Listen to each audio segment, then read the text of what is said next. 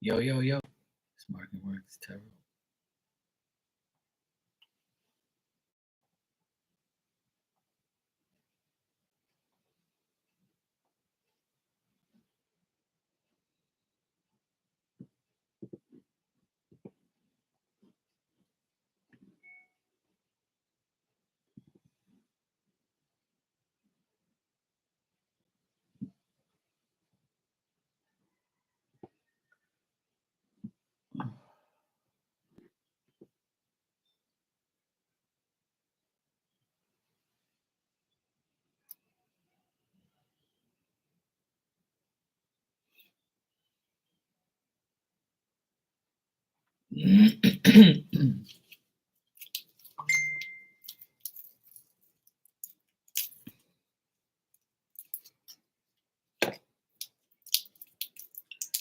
Hey Ninja, how you doing?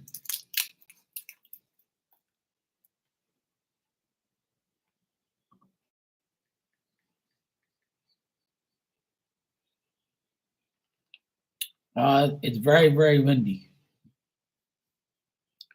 It's sunny, but it's very windy.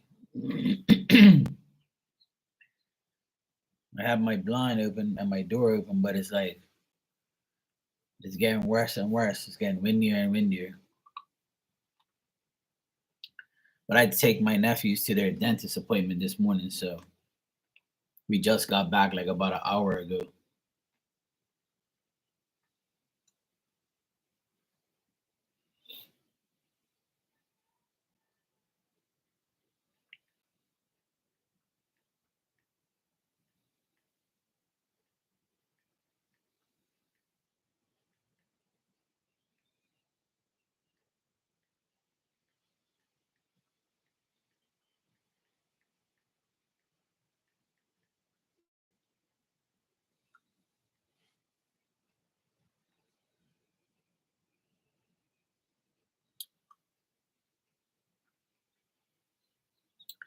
My throat's aggravating me.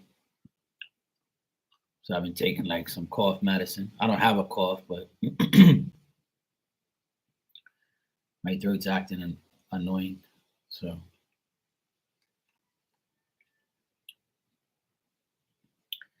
I gotta go get some damn honey or something. I don't know. I went to go see the guy that I get honey from, but he wasn't there today.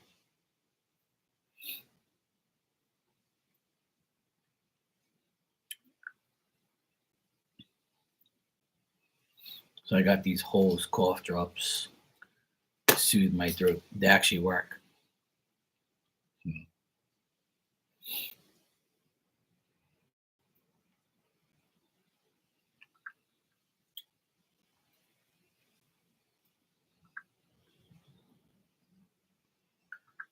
Yeah, sometimes it can be allergies too because the weather's been really bad, like weird off and on, cold, hot, not hot, but cold, warm, and then windy, then rain. And it's like it aggravates the shit out of me.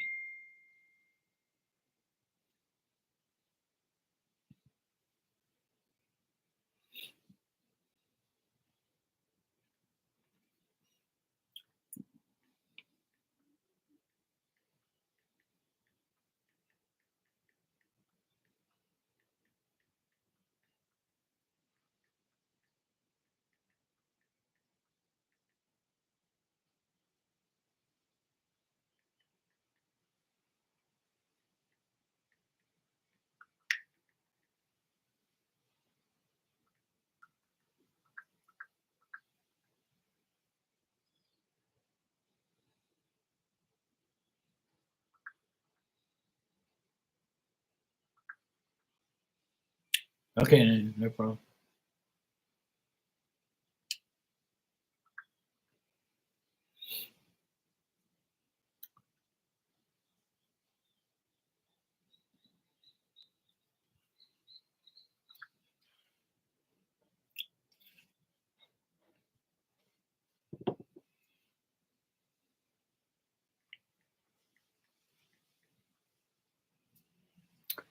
Hey Ann, how you doing?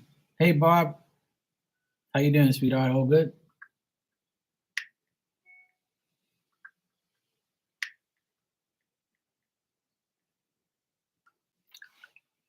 Hey, Philomena, how are you? Thanks for doing it. You can ask your question when you're ready.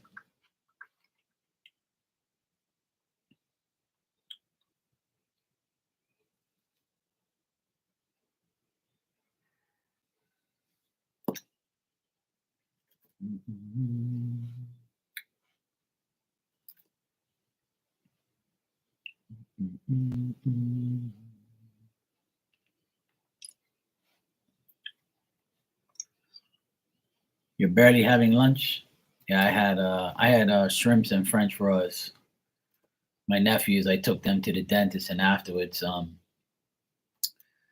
we went to this takeout place, and I got shrimps and fried shrimp and fries, and my nephew got a hamburger, and the other one got a chicken burger and some fries.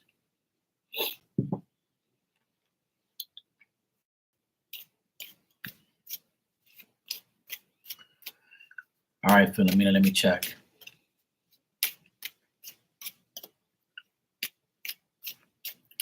Oh,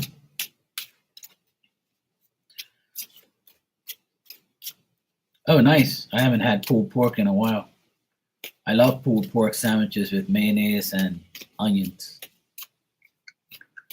Actually, that sounds good. I might make that on Sunday.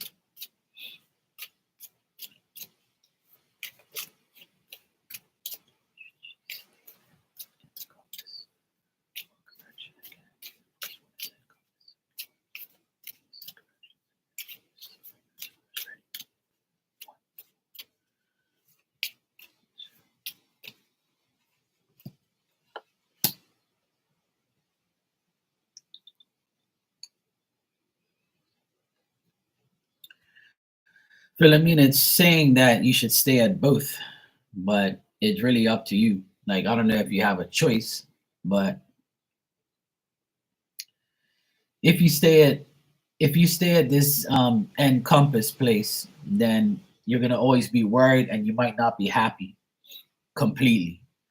And if you stay at the Correction Academy, you're gonna feel more like it's an obstacle, it's a hindrance, like it's always gonna be like a distraction. It might not be as good as you thought it could be. Um, but it's also saying that you can do something else if you want, because if you have a third plan, like a new possibility or a new something else that you're looking at, then it's saying to go with that. But I don't know if you have something else in mind. But either way, both of these things, it's saying you should, like, if you stay at these places, that's what's gonna happen. So I feel like both options, you know, maybe that's why I got both. So it's saying that you should stay at both if you can, and if not, you got to find a new possibility. Oh, nice, Bob.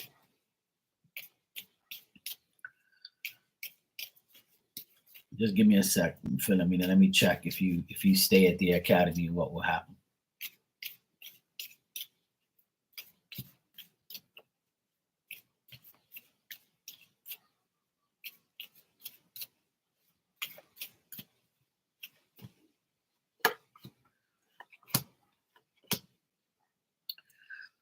Like, see, I get that if you stay at the academy, you'll gain experience and things will be good, but it's gonna be like a problem, like getting up to, like, I feel like when you if you start there, it's gonna be very difficult in the beginning, and it's gonna be very difficult in the first few months. But if you're willing to go through with it, right, then it'll be beneficial towards the end. Like in the beginning, it's gonna be like a possible disaster for you. Like you're gonna be like, "What the fuck am I doing here?" You know, right? So that's why I'm getting what I'm getting. Because if you start the academy in March, it's gonna be very like indecisive for you. But I feel like if you stay at the academy, then and you pan it out and you actually stay there for a couple months, you'll see that it's beneficial. But you're gonna go through hell in the beginning. So it's up to you if you mentally can take that.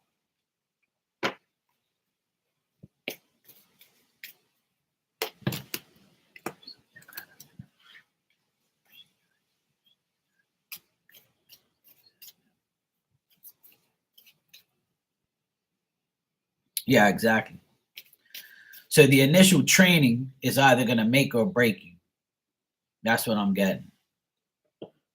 But if you can stick it out and be a tough cookie and a tough person, then I think you'll be fine. Because it tells me that it's really, really up to you. Like you have to like really bear the bullshit. And you're gonna be dealing with men there that are like, gonna look down on you because you're a woman and put you to the test. But if you stay there and you really stick it out, it can be good for you. Yeah.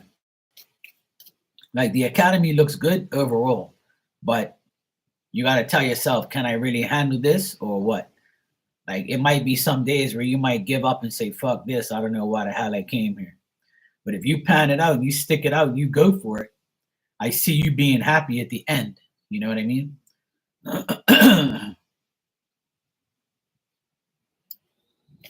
which is normal because when I went into the army, my first year was a disaster. I didn't even want to be on earth. When I went to the army, my first year was a disaster, but my second year got better, and my third year was like the best. But I still left because I didn't want to be there because I hated the army. But that's like almost the same thing. Like, in the beginning it's gonna be tough, but if you can like with help with handle with if you can handle it and stay there, it'll be beneficial for you. Hey, love and life, happy Friday. Yes, happy belated Valentine's to you too. Well, yeah, I mean, everything can be hard in the beginning. So that's all I see is that being an obstacle for you in the beginning and getting used to it. But after that, I see that you'll stick it out and you'll be fine, you know? So it should be okay in the end.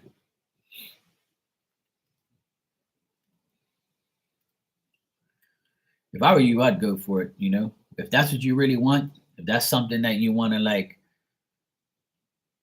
do and get used to, I would say like see how it goes. And then if you can handle it, go for it. If you can't, then obviously you probably made the wrong mistake. But I don't see that though. It totally depends on you. I mean, Philomena. So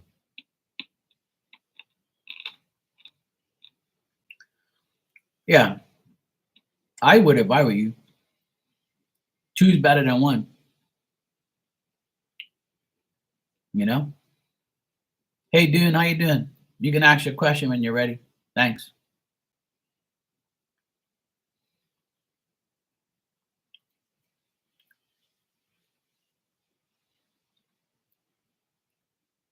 But that's a good thing to do. Do both. So that way you got both to do. And then if you feel like the academy isn't what you want, then you have something to fall back on. If you feel like the academy will be the best for you, then you can leave Empus and Compass or whatever it is.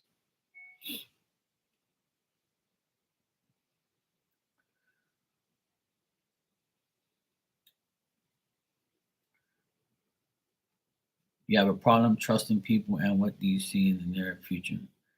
In the near future, don't trust nobody still. The only person you should be trusting is yourself and all your good friends and me, and you'll be all right.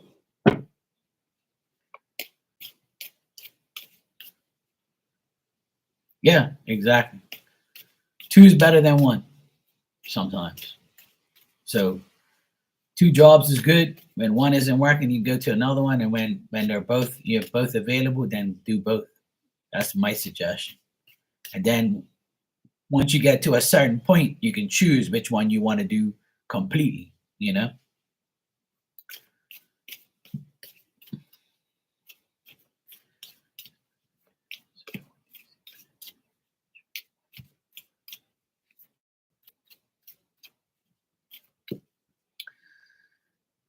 Dude, there's always going to be problems with people because people are people and they can't keep to themselves. They always want to make things bad, you know? Hey, Lydia, how are you, sweetheart? I got your donation. You're next, okay?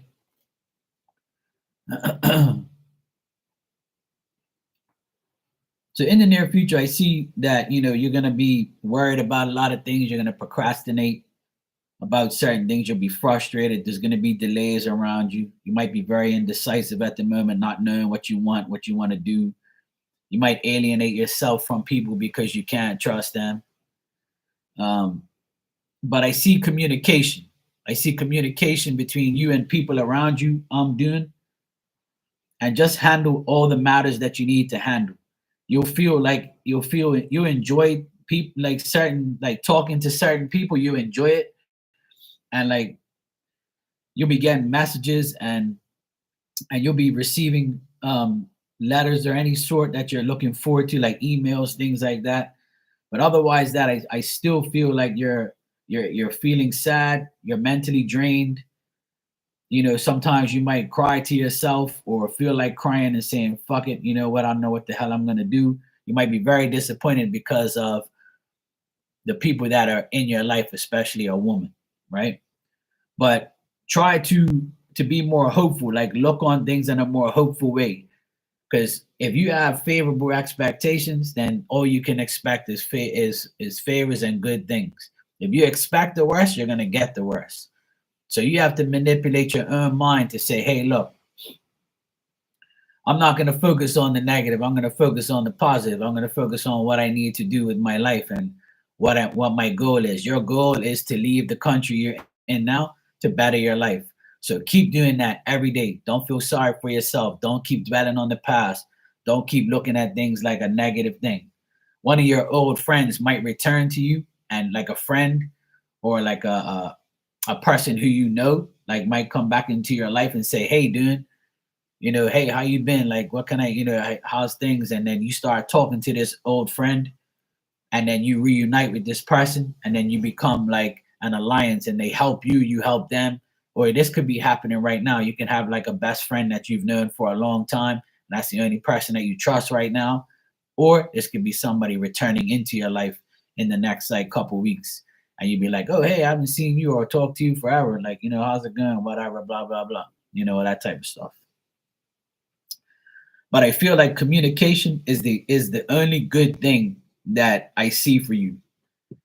The only good thing I really see right now in the near future is communication with a person that that is in your past, or an old friend. Like this could be someone that you've known like for years, and they return back in your life in a good way, and they try to help you, or you help them, and then you guys go about and talk and stuff like that. So you're going to be very happy about this communication because you feel like things didn't wasn't good in the past with this person, but now you can make it up or do something to feel better about it. So in the near future, I see someone returning into your life that you'll enjoy talking to again, somebody that will help you. But try not to worry, try not to procrastinate. Like I told you already, try to be more positive and look at everything that you need to do and do it. If you really want to leave the country, start doing it now. Start getting your paperwork ready, start doing this, start applying for things, start doing things. If you sit on your ass and do nothing, then nothing's going to get accomplished. You see what I mean? So it's up to you, really. No, this is in the near future. In the long run, no. In the near future, this is all going to happen. That's what you asked me, right? What do I see in the near future? So this is going to happen in the next couple weeks. All right. In the long run, it always depends on you, what you want to do with yourself. You know. Furthermore, like I said, it depends on you whether or not you make it happen. You have to like I told you already. I already said like in the near like by June, in the long run by June things are gonna change for you. And then July it'll keep on going, and the end of the year will be even better. But this all depends on you. If you come here every day and say, "Hey, Mark, what do I see? What do I see?" I see you doing nothing. And you have to make an effort, So if you make an effort to change your life, no, you shouldn't fear anything. There's nothing to fear. That's what I'm trying to tell you. You got to make things positive. You got to always think of the best. So right now, you should get a piece of paper and a pen and say, what's my biggest plan? What's my goal? I want to get the fuck out of my country, right? So you say, okay, well, how am I going to get out of here? I got to find a job. Got to find a place to live. I got to know where the hell I'm going. Where do I want to go? And there's always options, but you have to start those options. So then spirit will say, okay, look, Dune's doing what they're supposed to be doing. Now we're gonna push things right in front of him so he can make his life better. But if you sit down and watch fucking TV all day, that ain't gonna do nothing. You got me? So there's nothing to fear. Life should be great and beautiful and good. If you believe it, then it's true. If you don't believe it, then it's not true. You know? That's why you see me on here every day. I don't fear shit. I got God in my life, so I ain't got to worry about nothing. Lydia, you said I'm meh. You look great. Thanks. I appreciate that. And yes, it was my birthday 10 days ago.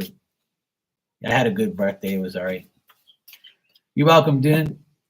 Get that pen and paper and that notepad and write down what your plans are going to be. You plan out your future, and God will look at what you wrote and he'll say, okay, let me take care of Dune because he actually did what he's supposed to do. All right, Lydia, you can ask your question when you're ready.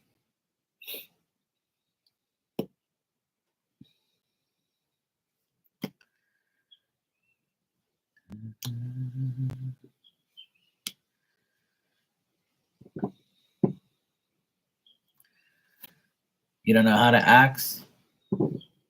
I mean, I do read minds, but you know.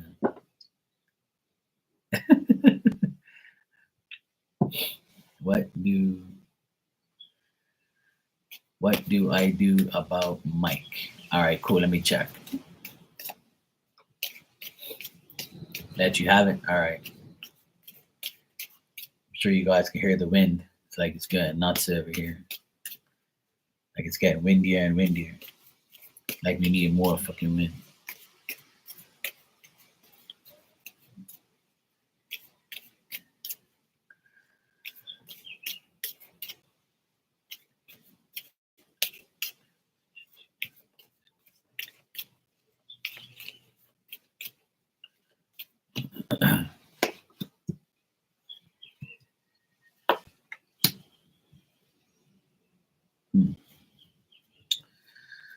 All right. Single is the best way, then you can mingle. All right. What it says here about Mike is there's a conflict of interest. There's like a difficulty in understanding each other. I feel like you need to control this whole situation yourself. Don't let him control you. I feel like Mike is a person who has a lot of wishful thinking. He has a unrealistic imagination. He might be telling you things that are unreal to you, or he might be lying, or he might like live in this fantasy world where he says all these things, but nothing ever happens. I feel like you're the person who does everything in the relationship or in their friendship or whatever. But there's a difficulty in him understanding you, like, like he might not be able to work with you, or he might not be able to figure you out. He might feel like you have more energy and more determination and more confidence than he does. And he might be like a person who appears to be cool, but not really. He has no substance. He has no, like, you have to like poke him with the fucking 2x4 in order to get him going. And say, hey, look, what are you going to do? Like, you just talk and nothing happens. So he could be one of those people who have had other people destroy his life in the past, and he probably has like the feeling that that's going to happen again. He could have past issues with people or with a woman, that he was with in the past. So he might take that out on you or might look at you like that. But what you should do with Mike is not allow him to devalue your character because you're a person who is courageous. I feel like you take control of everything that you need to take control of. You can accomplish anything you want. I feel like you put in the action, you put in the energy. You know, you're determined to make things right like you have in the past. But I feel like you and Mike is just like a wishful thinking thing. Like you wish that it'll be better, but it's not. And that's why there's drama. I feel like Mike is weak and he's like allowing other people to make him feel that way. Like other people have like caused destruction in his life, so he's probably always on the edge maybe.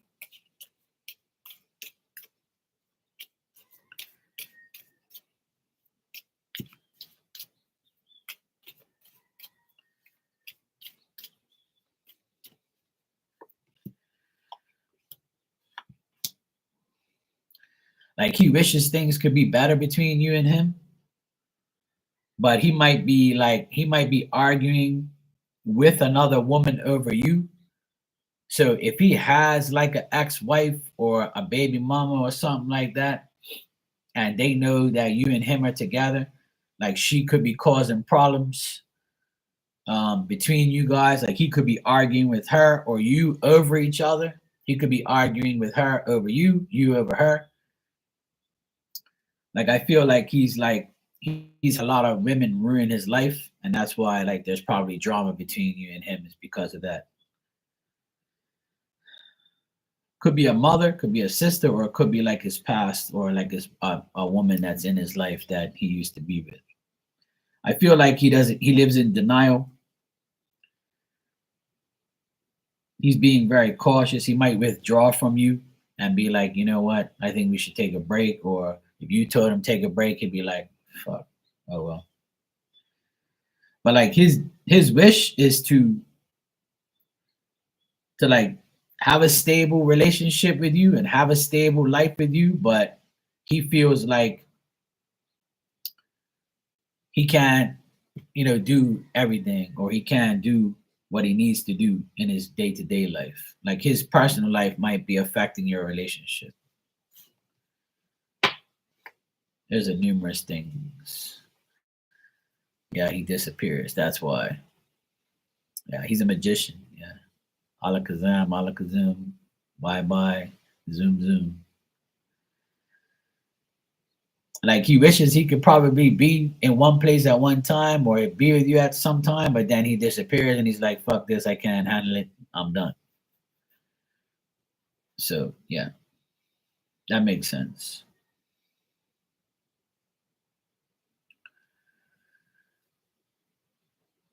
Some people just can't be tied down. What's his zodiac sign?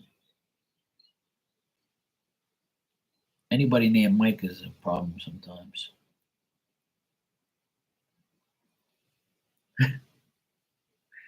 Mike, I love you, bro. My good Mikes.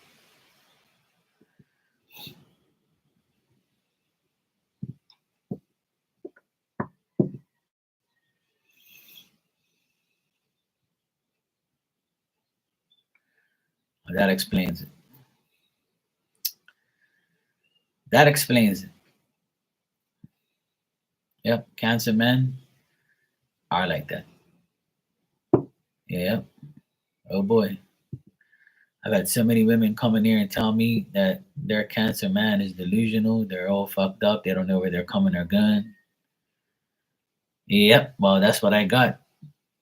I got that you're the one who puts all the action into the relationship and then he doesn't. He lives in a fantasy world. But see, I know you probably don't want to hear this. Right. So you said it before I did. Right. You have yourself to blame for doing it. And I tell everybody this, not just you. I tell myself in the mirror, I tell everyone that don't blame life, blame the way you live it. If you give, and you ain't getting shit back, then that's your time. That's your sign to not do it anymore. And that's just it. You can't like completely give to people who don't give back because that's not fair to you. But if you do it, you're stupid enough to do it. That's what I've been telling my sister for 20 years. Get a divorce, fuck this guy. I got your back. Don't worry about him. You don't need him. Fuck him. She finally did it last year. She's finally divorced. And she's the happiest person in the world. Besides me. And she's been, a lot of guys are going after her. She's the fresh piece of meat on the town because she's divorced and single. And she's telling them, oh, no, bye. I don't want nobody. I'm free and single. Fuck you. And I'm happy for her. Well, this is yet another lesson, Lydia. This is yet another lesson. That's why it's trying to tell you something. That's probably why certain things have happened because you're not doing what you're supposed to be doing.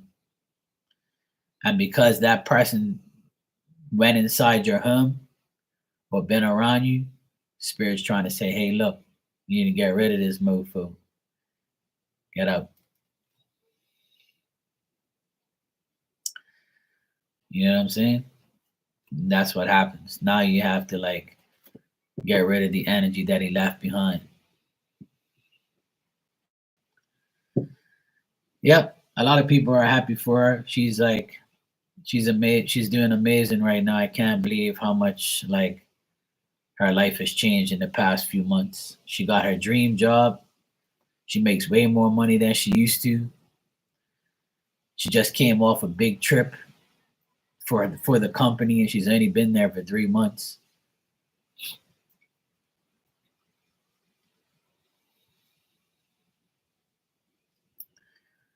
Even though the person's never been in your home, but you drag their energy in your home when you were around them. See what I'm saying? Just being around somebody, the entity goes from you. Energy is energy. You know what I'm saying? Energy is energy. So, yeah, don't do that. Hell no. It's a good thing you didn't. It's a good thing you didn't, Lydia. See, you're still smart. You still did the right thing. But energy is what happens. See, you drag the energy. You drag that entity. Yeah. Is his mom in spirit?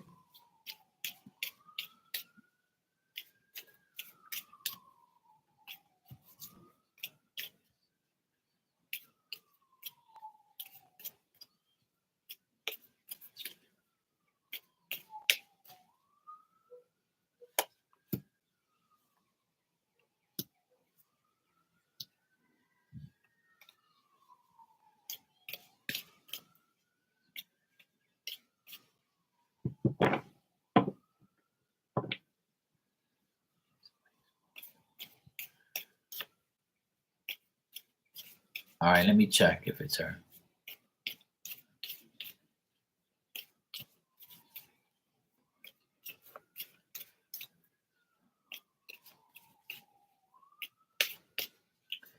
Have you met her? Yeah. I'm getting it is her, but she might have somebody in spirit that she deals with.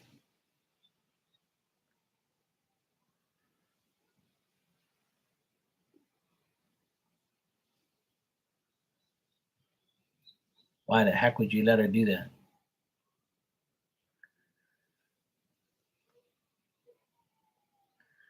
Oh, there you go. You have yourself to blame.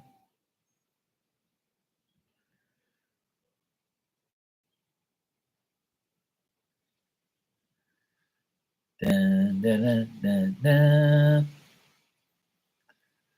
That's why I tell you what I told you to do those things I told you to do, and then you'll be all right. It'll get it out of there.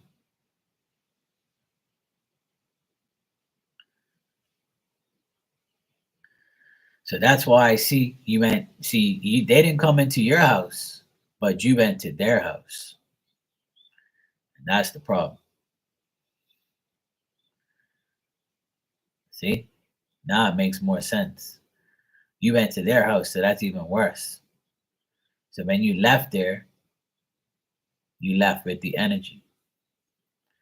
You left with the bullshit. I rest my case. See, even though he didn't come to your house, he didn't have to. You went to his.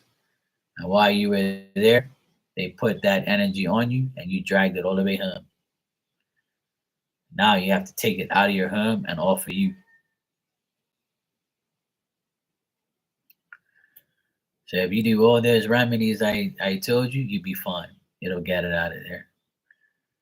But I feel like somebody in spirit that he know, like that his maybe his grandmother's in spirit, because I got that it's not an actual physical person. It's a spirit that's around that's doing the damage, and it's a woman.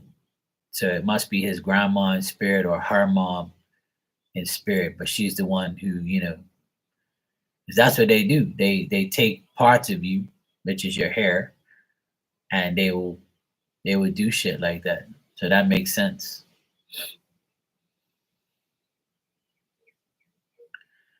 Like the only way to get rid of it is to do the things that I told you. Yeah.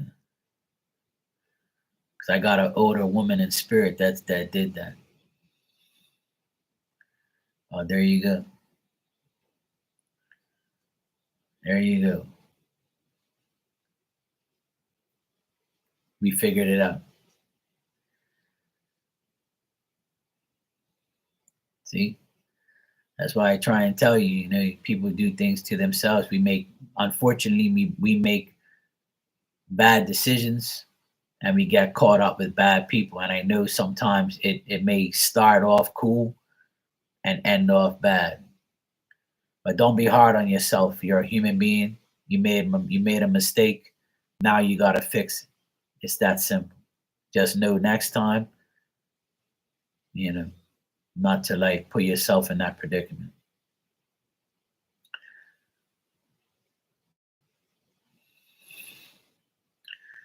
Yeah, that's what I'm for. I say it nicely. I got you.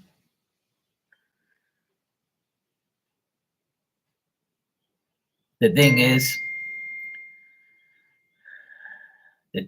is like even though it's there around you, you can get rid of it.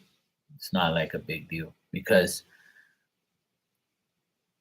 the people in your life that are in spirit can help you, but I know some of the people in spirit that because I know you personally. So I've read for you before once or twice. And the person that's in spirit is someone who, you know, probably wanted you to get some of that because you made a bad decision, you know, unfortunately. And also probably tried to say, hey, don't go there, don't deal with this person. Get rid of. 'Em. So it happens for a reason. Just start doing what I tell you like now and you'll be fine. If you need any more help, like just message me over the other side. I'll let you know if you have to do anything else or whatever.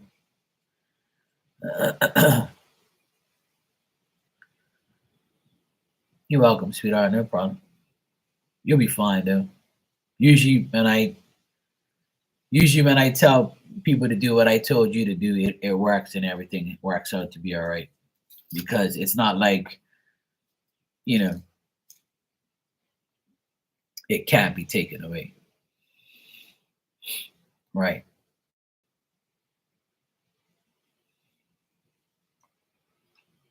Yeah, it happens. You just have to fix it. That's all. Won't be the first time, and it won't be the last time. Hopefully, it will be the last time. I mean, but we put ourselves in our own predicaments. That's the sad part. But when you have a good heart, you try to help people. You try to like give someone a chance. You try to like, be a good person or like give someone like the benefit of the doubt. But unfortunately, there isn't very much genuine people out there. And if you do find genuine people, you're lucky. Hey Dan, how are you, brother? You good? Yeah, I know, Lydia. I know. I'm tired too of the bullshit. I'm still dealing with my sister's divorce and her stupid ex-husband trying to get at me and trying to provoke me, but I don't really care what he says. He can say whatever he wants. It don't phase me. Lies will never consume me or never make me feel any different.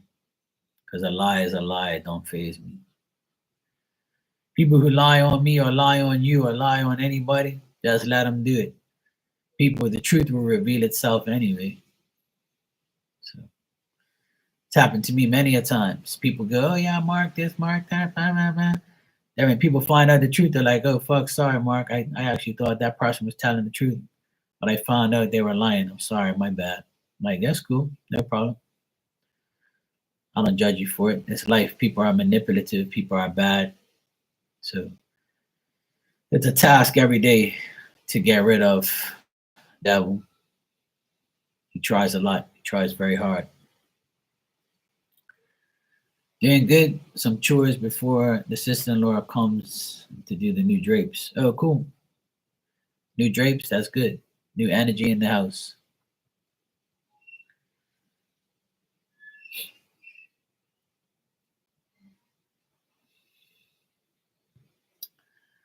I need some new drapes too. I have new drapes upstairs in my closet, but I haven't put them up yet. I have to paint my downstairs apartment here. I did upstairs, but I got to do downstairs now. I need some good weather so I can leave my windows open. But it's too windy here.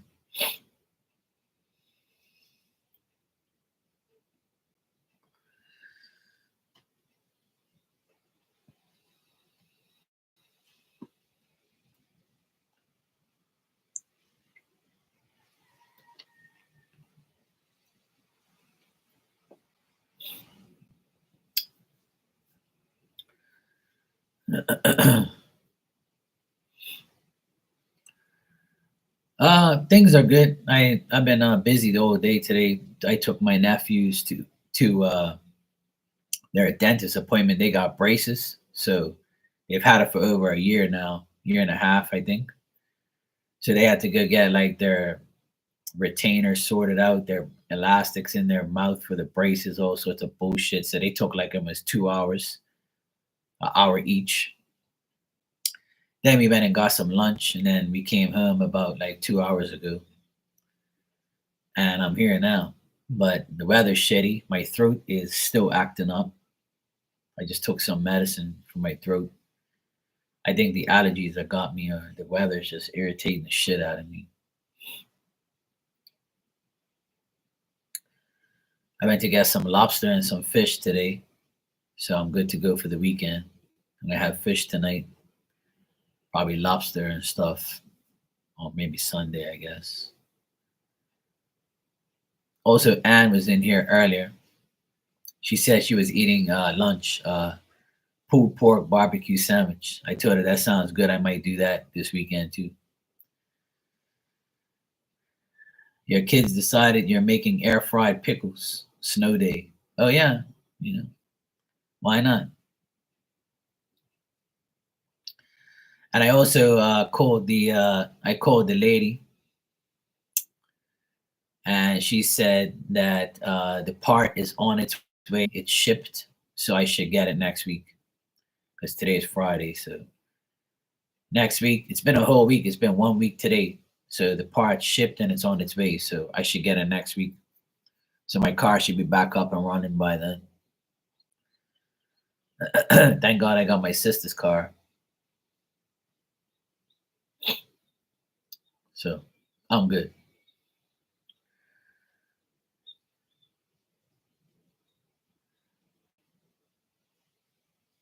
Yeah, exactly.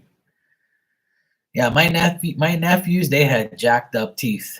They had ingrowing like teeth in back and one the other. Their teeth were completely like a horror story. But now they look really good. They're all straight. That doesn't run on my side of the family. Like only my sister had braces. None of us had braces. I never had braces. I don't even go to the dentist. I haven't been to the dentist in over 20 years because the dentist is a fucking joke. When I was 19, I was in the army and I went to the dentist and he said I had to take out my four wisdom teeth. So my teeth were spread out. So he took those out. I was sick for like 2 weeks. I had stitches in my mouth. I got put down to do it. They took all four teeth and stitched me up. Then after that, he took some x-rays and said that my teeth was fine. I'm good. Just you have to come in for a cleaning. Then the woman that did my teeth, to clean my teeth, she would like use that little hook thing and like dig the shit out of my teeth. And I'm like, I'm not coming here to deal with this fucking shit. You think I am some damn horse or something? Like I ain't got no feelings and I don't want things in my mouth unless it's damn well food and drink. I want nobody's damn fingers and shit and all that damn things all scraping my damn teeth.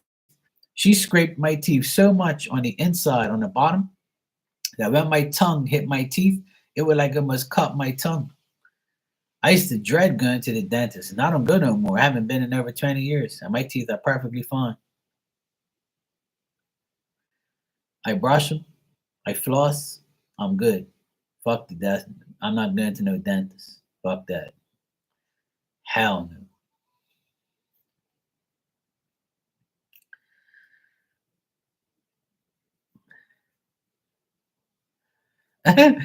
Oh hell no. I couldn't be awake during that. Uh-uh. I got put down for that. I told him you ain't gonna do that shit live. Oh no no no. Hell no. So I told him you can put me down. I'll get put down for it. And when I woke up, I went with my tongue and I was like, oh fuck, I got stitches all in my mouth. I was sick for like 2 weeks. I had blood coming out of my mouth all the time. I couldn't eat for like 2 weeks. I lost like 20 pounds. Oh yeah, you better.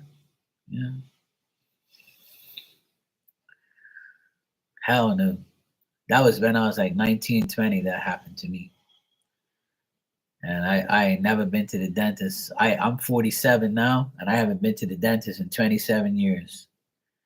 And I don't have no cavities. My teeth are not yellow and black and all fucked up, right?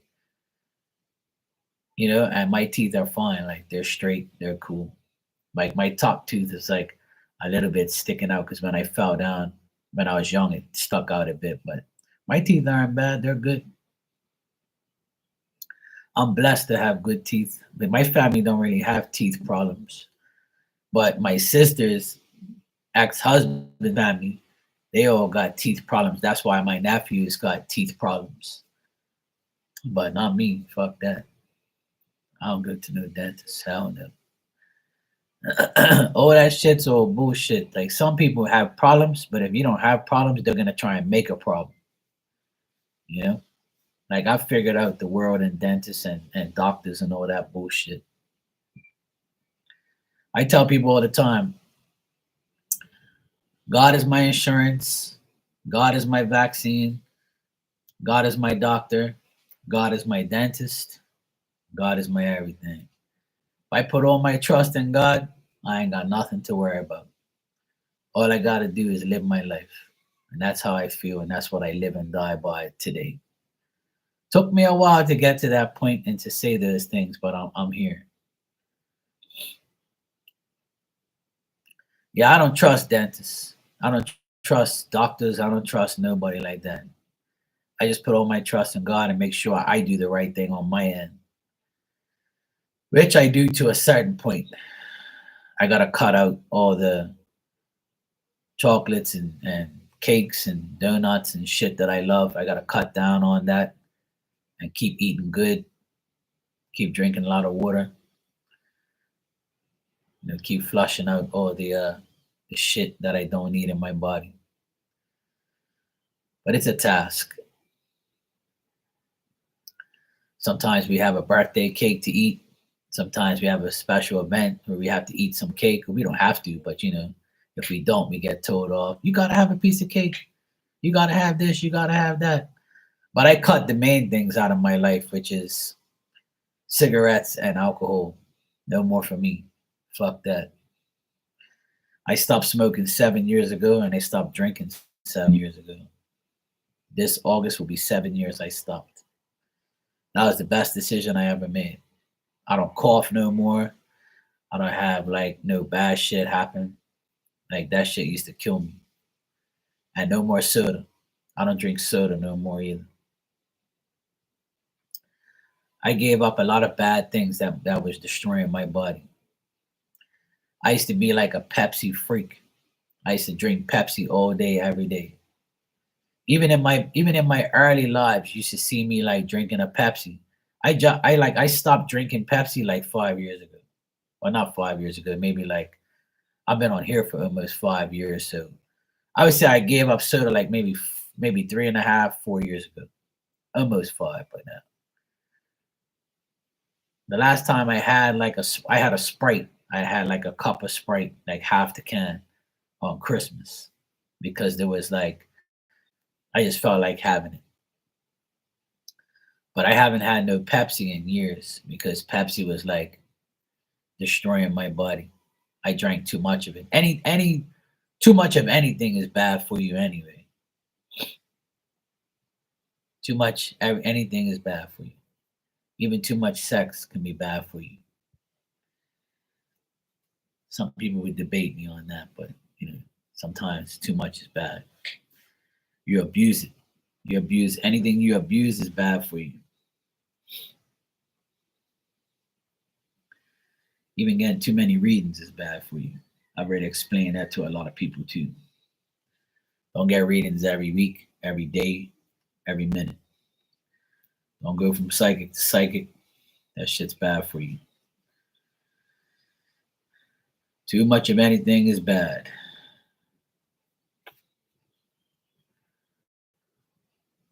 Yeah, yeah, mountain. We used to call that mountain spew because it was gross. That's a soda I never liked. I can't handle that. It's too sweet. I used to drink it back in the day too. I used to drink a little bit of it. I used to drink Sunkiss, Sprite, Coke, Pepsi, ginger ale. Used to drink Mountain Spew every now and then. But yeah, thank God I don't, because I used to get so much indigestion and gas, and I used to feel really shitty. So that's why I stopped doing it. I never forget, like I was talking to this lady. She was like a nutritionist person. And she goes, "What do you drink every day?" I said, "Pepsi." She goes, "Oh my God, no. You can't drink that. It's gonna destroy you." And I'm like, "Nah, that's cool. I'm good." And then some people say you gotta drink it in moderation, drink it every other day and I'm like, you know what? I ain't drinking it at all. Fuck it. Oh yeah, definitely. As soon as I went 40, that's when I noticed a big, big change in my body. Like my body couldn't handle even like smoking weed. When I used to smoke weed back then, like when I was around 40 years old, I couldn't even handle getting high and smoking weed anymore. I had to give it up. It was too much. It was like making me feel super tired. And then it got too expensive. And the price of weed here went up. And I was like, you know what? This is my sign to stop. The price is going up. It's making me feel too tired. I'm giving this shit up for good. And nobody wanted to believe me. About a month later, my friend came up here with like a bag of weed. He's like, "Yeah, man, let's go, man. Let's get high. This is my good shit." I'm like, "No, bro. I don't want nothing. I can't go back now. I'm done." And he's like, "You serious? I'll just leave it here, man. It's cool." I'm like, "No, bro. I don't want it. Take it with you. Enjoy it. Smoke it for me." And he looked at me. He thought I was joking. And I was like, "Look, man, I'm being dead serious. I don't want nothing to do with weed no more. You could do it. Anybody could do it. I don't care. I just don't want to do it no more." And he's like, "Oh, well, let's have a cigarette." I'm like, "Look, I don't want no cigarettes. Let's have a beer." "No, I don't want a fucking beer. I don't want no alcohol, no cigarettes, no weed, no nothing. All I'm gonna put in my body is food and water and coffee, orange juice, iced tea, lemonade, no soda, and no badass food either." So yeah, I never used to get indigestion and heartburn. When I reached 40, I used to get heartburn and indigestion all the time. And I was like, what the hell is wrong with my body? Then I started getting headaches a lot. And I never used to get headaches. Then my sister was like, "You got to drink a lot of water." And I never used to drink a lot of water. I used to drink soda all the time. Water? Yeah, right. I ain't drinking no damn water. So then I started drinking water a lot. I noticed a big change in my body. Yep, I did too. When I was 40 years old, I woke up out of bed one day, one August. I looked at myself in the mirror. I said, "Bro, you look like shit. You can't do this shit to yourself no more. You got to stop." Then I smoked my last like cigarette, my last joint, my last beer that day. It was like a Saturday night. Saturday night, I got crunked, got fucked all up, and I was like, "Yep, that's it." I woke up that Sunday. I prayed and I said, "God, please help me. I don't want to do this shit no more. Please help me." Like, and I've never been like a person that's addicted to shit. Like, I was never addicted to alcohol or cigarettes or weed. I'm not addicted to anything, you know?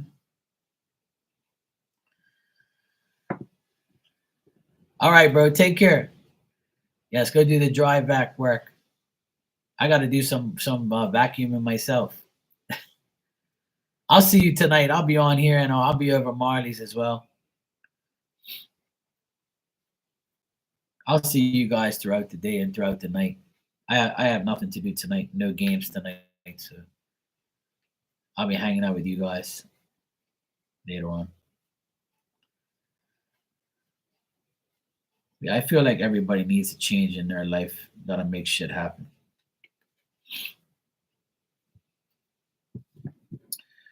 We will all get there eventually. It takes time.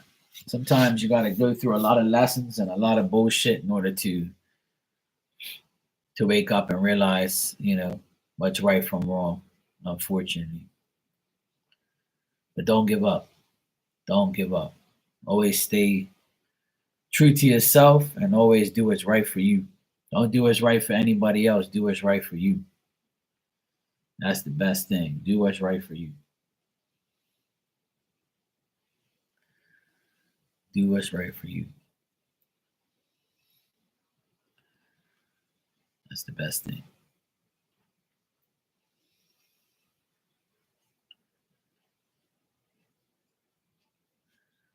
No. Nope. Sorry. I left them all outside. I can't get them now. They're outside on the clothesline. They're drying up. Spirit said I can't give you no card no more. He says I have to go on strike for you. No more cards for the rest of the year. He said no, no, no, no, no, no, no, no cards for you, ninja. That's what Spirit's saying in some singer person in my ear. No cards for you, ninja. No cards for you. Go back to work and leave Mark alone. There's no cards for you. That's all I keep hearing. That's your message. No cards for you. I don't know what more to say. Sorry.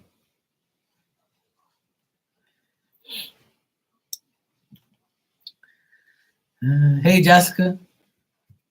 How was your birthday?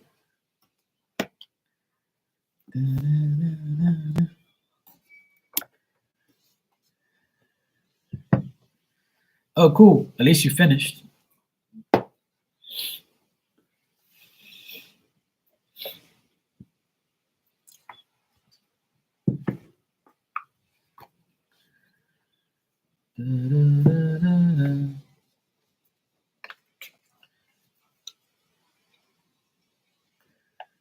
Yep, that is true. Jessica, welcome to the later birthday stages.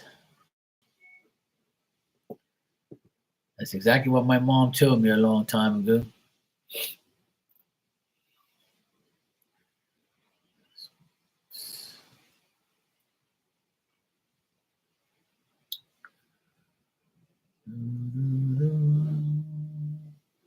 All right.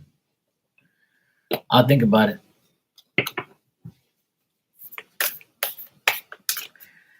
All right, Ninja, let's see what I got for you.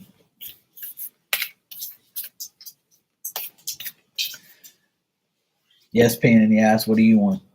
Of course, you're going to aggravate me too. All the women in my life aggravate me, even my dog.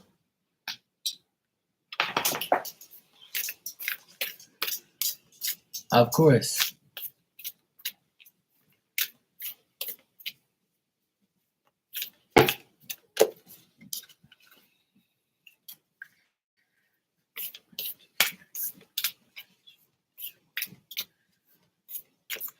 Two.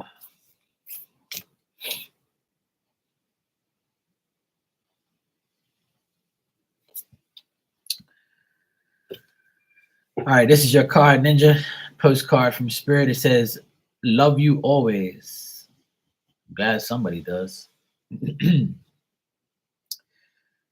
Ninja, over here in spirit, there is no mystery for us to unravel as we know intimately how connected we all are, how the web of creation works, and how spirit is in every aspect of life, from the invisible to the visible. But it's impossible for humans to comprehend the complexities of how things actually work because the most important threads in the tapestry don't make sense in the dimension you live in. That said, you can feel the importance of these currents of energy that bring events together in a miraculous way. You can't understand with your mind, even though you're an Aquarius, but you can know with your heart and soul. Trust that even though things you don't know how they are and going to be, and what and why, and when to surrender to the mystery. Have faith that the unseen world is watching you with loving eyes in spirit, weaves your life mystery and beautiful tapestry in glorious technicolor. Loving you so much as always, Spirit. Oh, I can say no. I just don't want you to, like,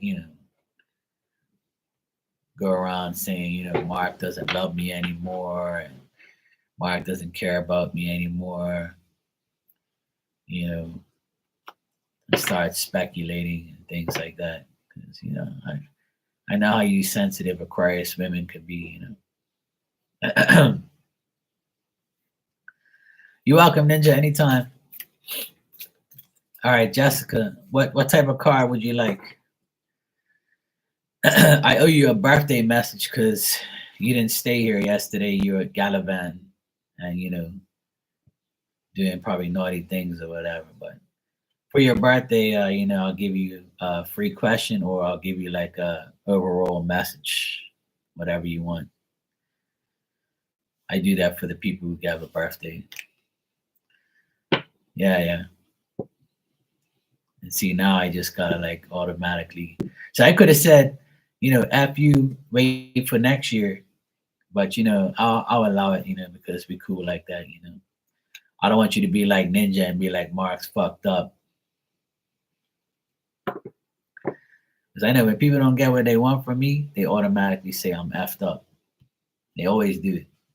They try to make me feel bad because I ain't giving them nothing.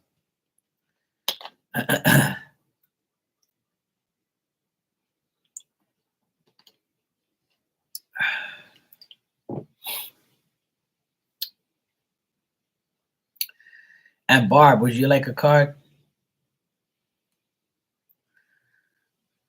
My Barbie? I got B for Barb tonight. Today, I mean. B for Barb. B for Barbie. I am nice. I gave you a damn message. That's being nice. I shouldn't give you one.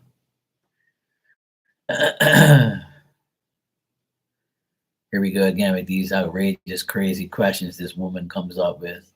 I knew I was going to regret asking her, telling her to ask a question. I knew it was going to be some crazy ass shit.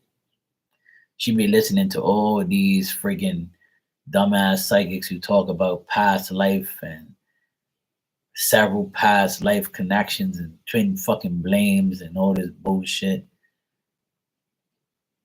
It's not your fault. Why you just can't listen to me and not worry about all those things? Huh? Why can't you just keep shit simple and not worry about your past life anymore? Fuck the past life. Live in the damn future, woman. That's your B-Day question. I got a B-Day question for you, all right?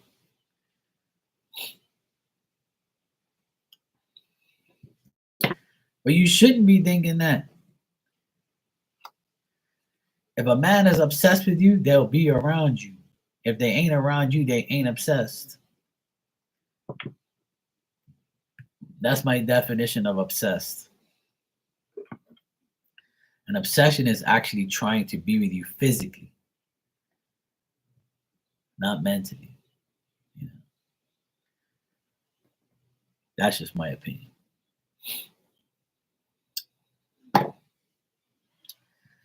Oh, Jesus, please. I know you help me, but please help others.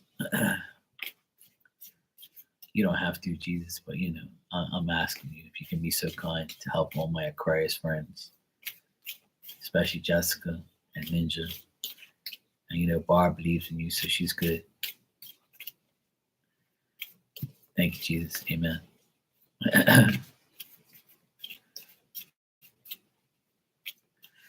All right.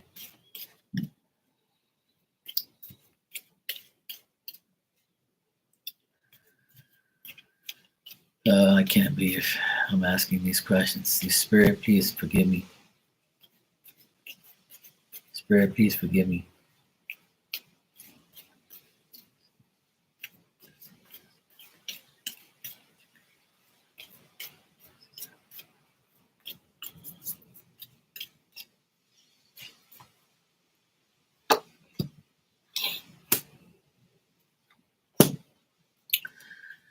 Well, the reason this past life connection is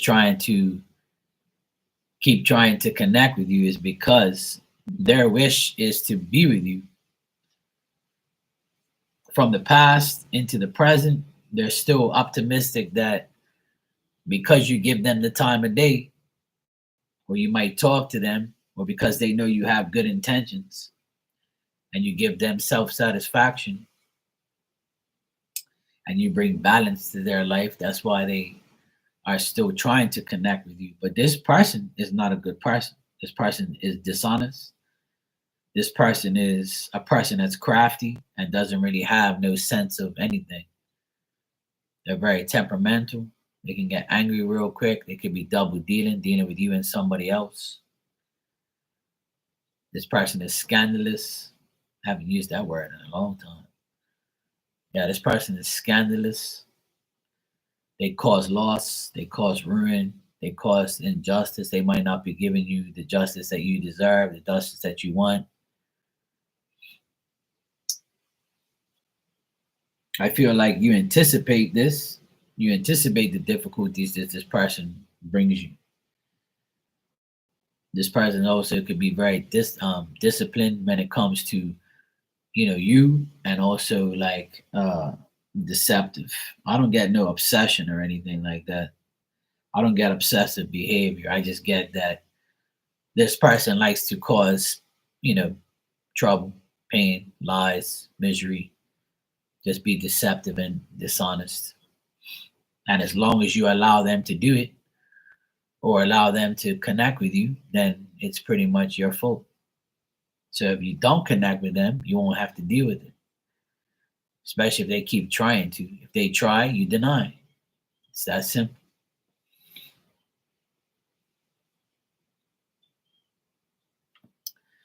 It's all about energy. It's all about energy. If someone really wants you, they'll be with you. If someone really is obsessed with you, then they will be at your door knocking on it every fucking day.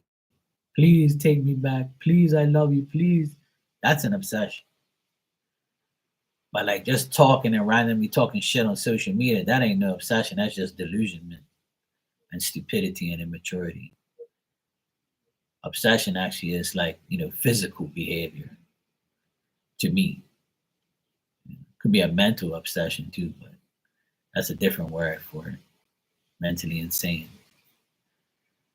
So Jessica, this past life connection that keeps trying to connect with you from apparently several past lives ago, however you want to put it, that's the reason why. Is because you still give them the time of day. And they know how you are and they know what they lost, but they're going to continue to be an idiot if you allow them to be that idiot. So as long as you're making connections and talking to them and giving them the time of day, or you still have them attached to you, then you're never going to get rid of it. And that person ain't going to change because I got them as the King of Cups reversed, which is not a good king. It's a bad person that lies, deceives, talks bad, very temperamental.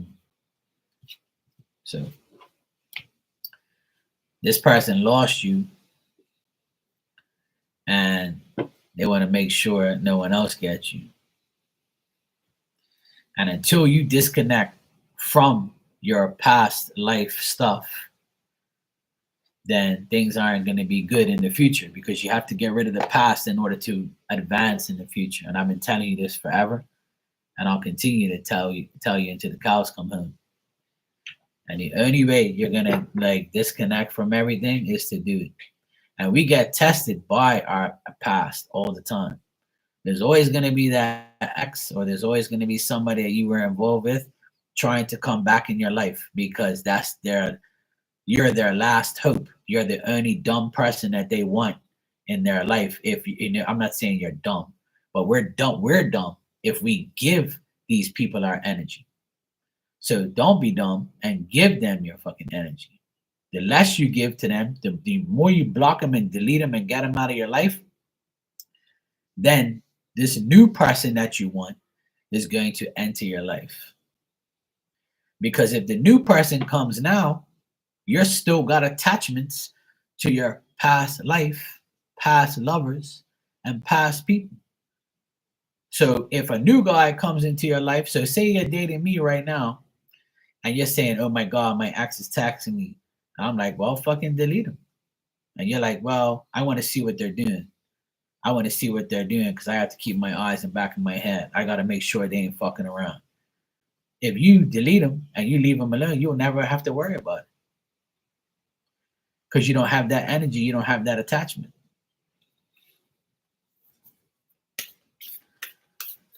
But hey, what do I know?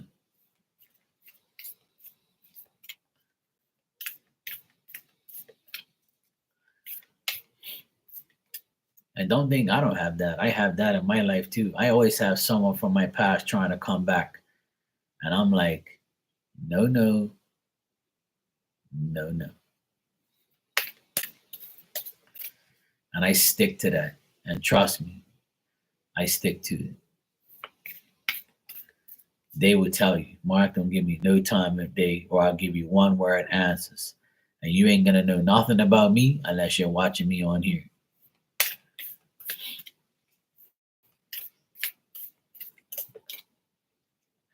Barb, let me get you your card.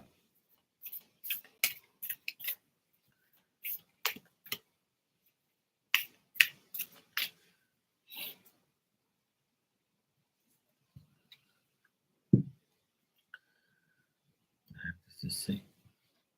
Hold on a sec. I want to see what it says. It says hidden treasures. Okay. I had to get my magnifying glass for that. That says hidden treasures. That's your postcard from Spirit. And it says, Dear Barb, since you're on Earth, you understand how buildings are built. Yes? Question mark. You do. Yes. A good solid foundation, and yet flexibility too, in case of earthquakes or any natural disasters.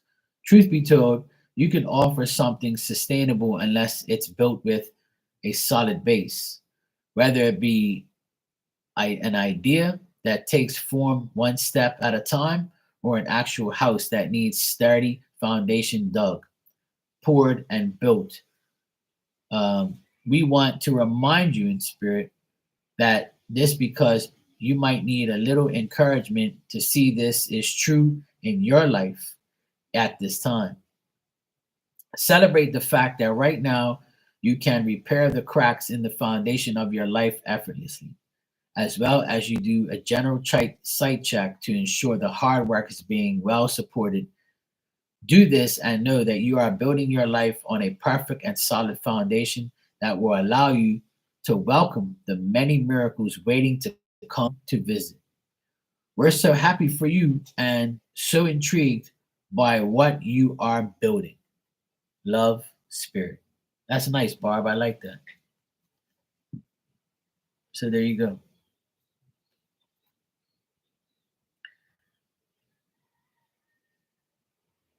We are so happy for you and intrigued by what you're building.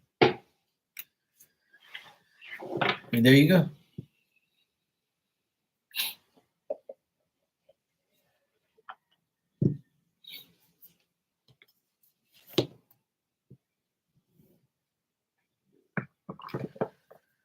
Da, da, da, da, da.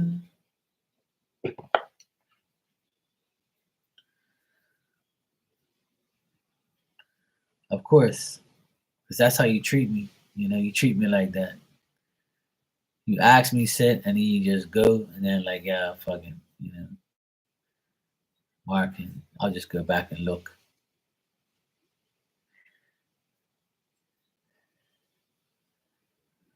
You're hard headed at times. Oh, I don't know about times. Every day, it's all right. It takes a while to sink in. When I was 34, I was hard headed like you, so I can't even judge you or condemn you or fuck you off. It takes time to get to where you are. I'm not trying to make an excuse for you, but I understand. It's not easy. I know.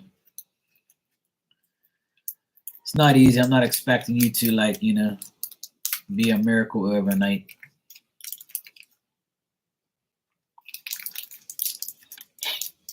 You're welcome, Barb. Anytime, sweetheart.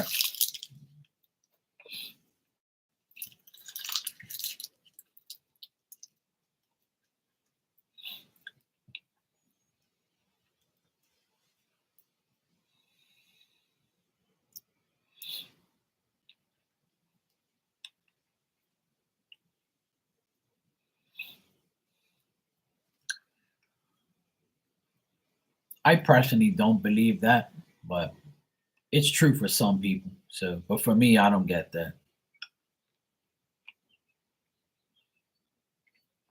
I think people make that shit up and people just believe that, like, But I haven't witnessed that, so I can just tell you by what I witnessed. What I've witnessed is I never had to deal with that. I don't feel like someone in my past life is trying to connect with me now.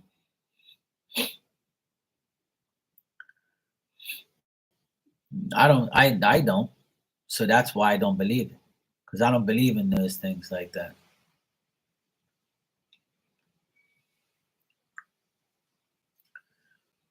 I guess.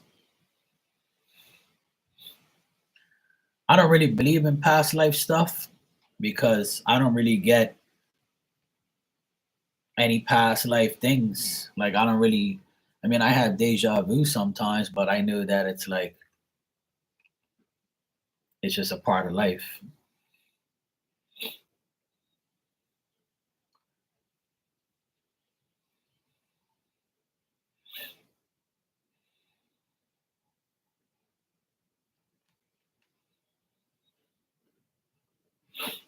So I mean it could be true, it could be false, but I don't think that everybody has a past life.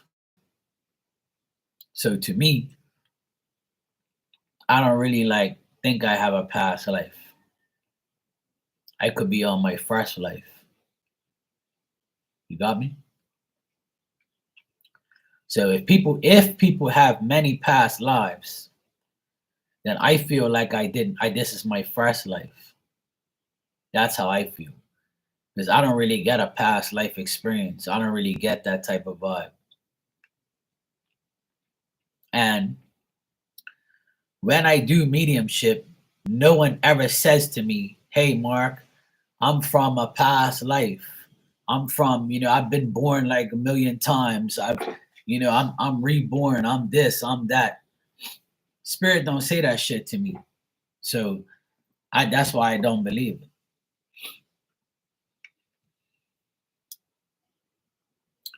Now I don't believe that souls are recycled. No. Or because it happened to Jesus doesn't mean it's gonna happen to everybody. Because if you read the Bible, I know the Bible is contradictory of a lot of people's beliefs. But in the Bible, there's a part where I do believe where Jesus told God, "Hey, look, I want to resurrect some of the saints that were once in this world that died. I want to resurrect them and bring them back to life, or I want to bring their spirit back, or whatever." Something like that in the Bible. And he did it for a couple people. But I don't think that we all have that privilege. I've said it many times on here that we're just human beings with a soul.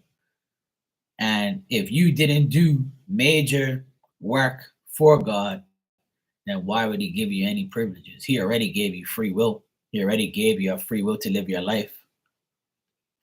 So when you die, just like how I do mediumship on here, spirit shows me where they are on earth, or they show me what they did on earth, where they were, where they are now, what they look like. And I feel like spirit comes back to earth and hangs out with the people or hangs out at places that they used to be at, because that's where I see them. But I feel like a lot of psychics put that shit in everybody's brain because they want to get you to get a reading from them so they can bullshit you and tell you all those things. But as a medium for years, my experience has never been like that. But spirit don't take up no space.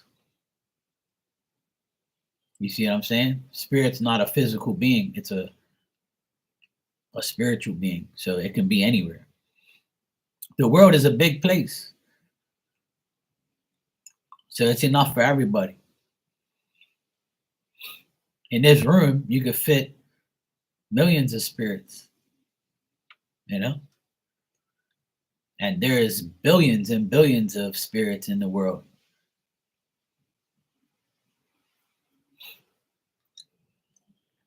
There's a woman that I read for on here a couple years ago, and she's a good friend of mine. And she had a picture in her room, and I saw the picture in her room through spirit of a man that's been dead over 150 years ago. like a great great great grandfather or some shit like that.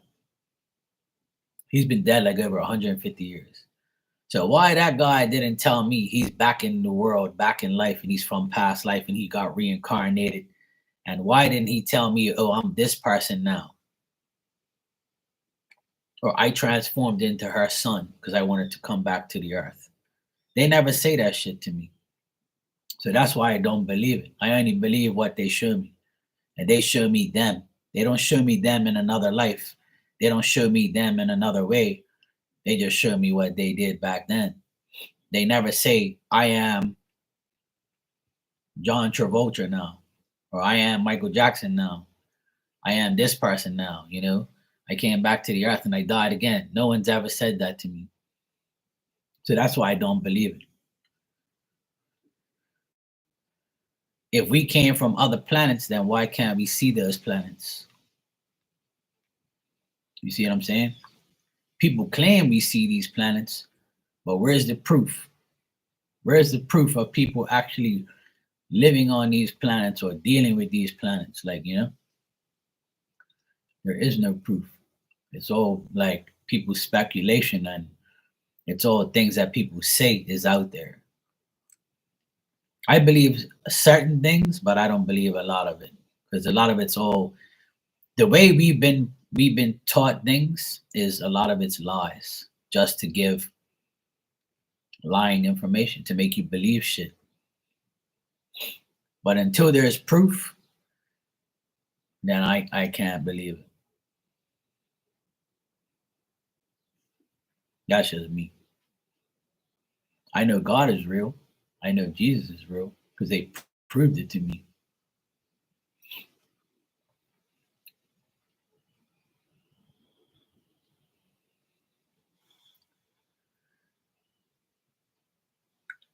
You said the last two words. There you go.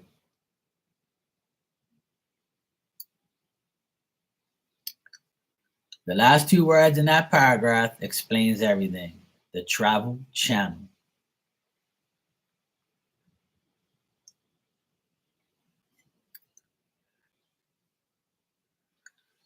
Because when you have things that are on TV, a lot of that shit's all bullshit, rigged, and all lies. I don't believe none of that shit. You know what does kids see? Dreams. Because our dreams can come true. Some people are dreamers, like time traveler, dreamer type people, where they would have a dream and they'll have a dream about those things. But it doesn't mean that they were from that era or that life. And you know what?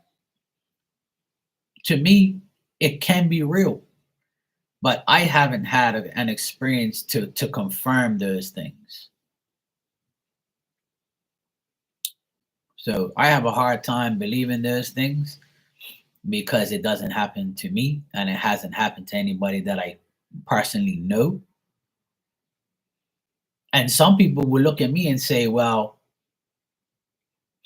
a lot of women that come to me that have had miscarriages, I can see their child now, what they would look like if they were, in a physical form, if they would have lived. And I've done it for a lot of people lately because I personally wouldn't believe it if I didn't see it in spirit.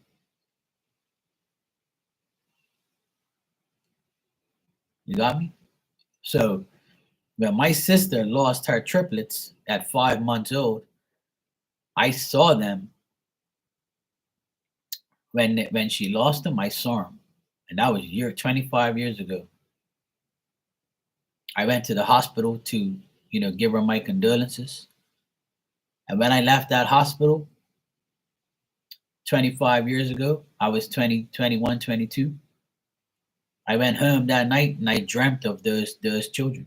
I dreamt of those babies. So I said to myself, if I saw those babies in spirit, and then I saw them again 5 years later, 10 years later, And this year, the beginning of this year, I saw them at 25 years old. And I saw them so vividly that the third triplet, the last one to be born, had a different look to her. Like her hair was darker, and she looked more like my sister, and the other two looked like my brother-in-law. But they're all triplets, they all look the same. But just the last one that was born, well, the last one in spirit was like that. So when I saw that, I just thought that spirit was showing me to give me a privilege to see them in a human form if they would look that way. Then I read for this woman that used to come in here. She came here the other day. And I said, look, I see a little girl next to your boy. And this little girl's older. This little girl's 7 years old. I said, did you have a miscarriage? She goes, oh shit, yes, I did. I said, you would have had a baby girl. So when I see things like that, spirit proves to me right then and there that even though you lost that child in a miscarriage, they become a spirit. So I don't believe that person comes reincarnated as your next child. I don't believe that. I believe that everybody has their own separate life. I don't believe that you have a past life. I don't believe none of that stuff because everybody is unique. Everybody is a form. So if God, right? If God said, I'm going to send my only son to earth, which is Jesus, and he got crucified, died, was buried, on the third day he rose again, but he didn't come back as a human form. He came back as a spirit, right? But they said that some people said that they actually saw him. But now and always he will be a spiritual form, right? He's not a human form now, and he was, and then he passed away, and then he came back, right? So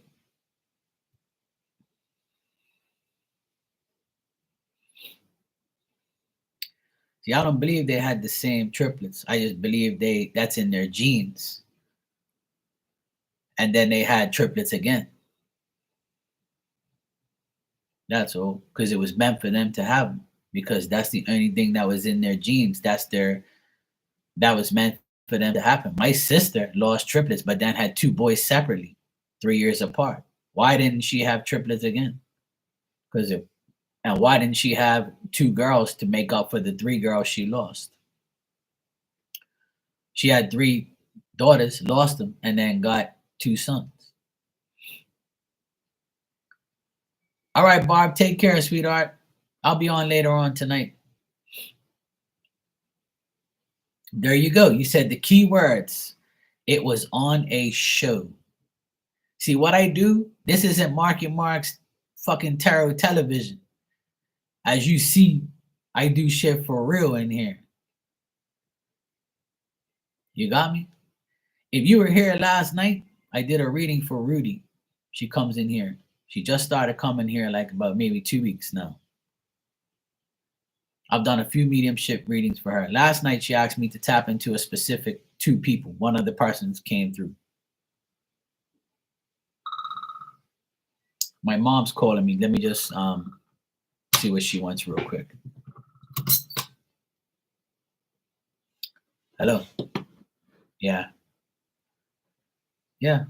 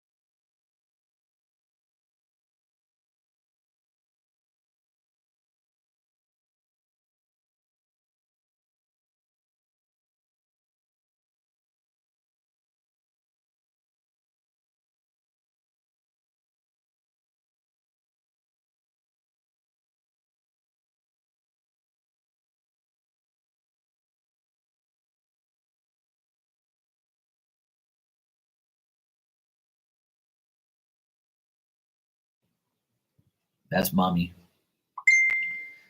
Mommy on the phone. Mommy on the phone.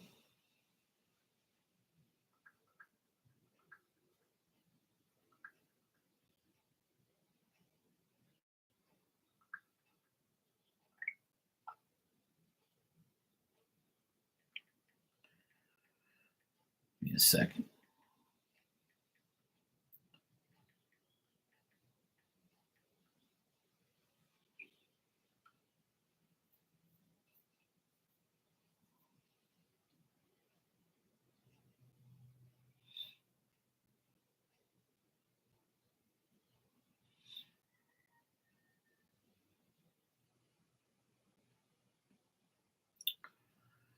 Okay, I'm back.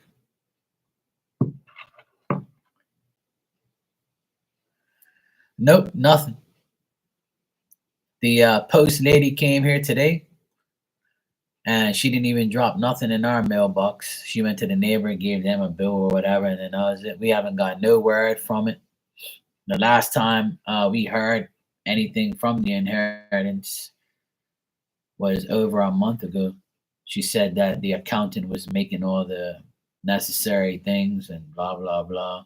Actually, let me see when the date was. Yep, January 11th. So yeah, it's been over a month, and she said things are progressing good. This all takes time.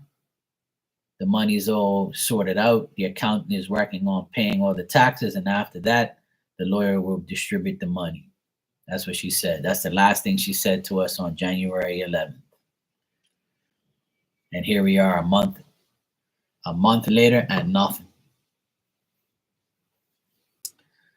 And I wish that it will come so that way I can, because my sister is going away on Thursday to take my youngest nephew to his volleyball tournament in Boston. And then she comes back, and I'm supposed to go with the oldest one, but I can't really go because this house doesn't belong solely to her yet. And if we all go, that bastard might know that we're gone. If he finds out we're all gone and no one's here, he still might have keys, and he might come here and, like, try and get in here and do, dumb shit. So I have to be here to make sure that doesn't happen. Because if he knows I'm here, he ain't coming here. But if he knows that I'm away, he'll be like, yeah, it's still my house. I'm gonna go down there, and I have the keys. I have a right to go in my own house and blah blah blah. But because I'm here, he won't dare come around here. I'll beat the fuck out of him. So that's why I can't go nowhere yet. Because if he finds out we're all gone, and if I don't want to leave and then leave my sister here, because that bastard, he's delusional. And if I'll never forgive myself if anything happened to her or the boys without me being here. Because as long as I'm here, he won't come here because he's scared shitless of me. And the only way I can go away is if this house belongs to my sister. That way I'll put a no trespassing sign in the front. And legally, if he came here and the house ain't his, we're allowed to beat the shit out of him if he enters the yard. So we have to go by the law right now. So that's why I can't go nowhere.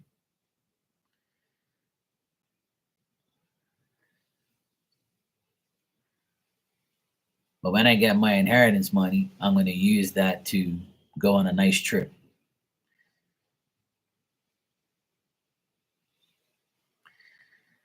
Yeah, we can, but the thing is, technically, if you think about it, the house is still his until he signs that paper to say the house is my sister's and he's done with it, and the exchange is all made. Like, it's in the works. There's a process, but he has to sign those final papers. So this week they all had meetings, and I think yesterday or today he's meeting with his new lawyer. He's had 3 lawyers in 1 year. He's a complete fucking joke. But the lawyer he has now is actually the firm that the house is under. So I think he's finally giving up because he didn't want to go to that lawyer firm. He was trying to avoid any type of conflict of interest. But now, because he's finally given up, because he knows he can't get anything, and my sister won all the fucking things, because he's a joke. You know, my sister paid for everything, not him. Me and my sister paid for everything. That motherfucker didn't pay for shit. That's why we're getting the house and everything. And he's gonna get half of it. So he needs to sign the fucking paper. So that way we can get the house in our name and he can get his money and go fuck himself. But he's just being an asshole. But now he finally got a lawyer at the firm that the house is under. Like the deeds of the house is at this firm. So it's going to be an easier process. See what I mean? So he's finally paying attention. He's finally giving up, I feel. That's why I'll never get married and I'll never have a divorce. Because fuck that shit. I will never go through that bullshit. Ain't no woman taking my fucking house and my kids and leaving me like with nothing. The shit that I built and paid for. And that's why my sister is the one who paid for this house indirectly, right? And she's the one who takes care of the kids, and he hasn't paid child support since May of last year. He hasn't paid one fucking dollar for those kids. Nothing. On their birthday and for Christmas, he gave them money in their account. But that's being a parent. That's what parents do. But my sister's paying for those boys every day, and me. And that mofo hasn't given nothing to my sister for help pay for those boys. Not 1 cent. Because he knows he lost. And because me and my sister don't react to him, then like it makes it even worse because he wants a reaction, but we don't give it to him. We just ignore him. We're like, yeah, whatever. Keep talking, bro. You lost. Just get over it. No, he can't because he loves control. See, yeah, he can get arrested if he comes here, if it's our house, yeah, because he'll be trespassed. You know, so, but it's still his house. So technically, he can't really come here because he's already agreed to give the house to my sister. You know, not give, but like they're trading off because they own a business together. So the business is worth more than the house. So she's given up half of the business to have the whole house. So that's the deal. And he agreed to it. So he's going to have the full business and my sister's going to have the full house. So he's got enough money to pay child support and all that shit, but he won't do it. And he's delaying the process. He's being a dick. But that's who he is. He's an asshole. He's a narcissist. And he hates the fact that he's lost. And he hates the fact that I won't bust his ass and beat the shit out of him. And he's mad that my sister won't react and make him look like a victim. So we just say whatever. We just deal with the lawyers. And the lawyers are like, doing everything. So we ain't got nothing to worry about. My sister's lawyer is a bad bitch. She knows what's happening.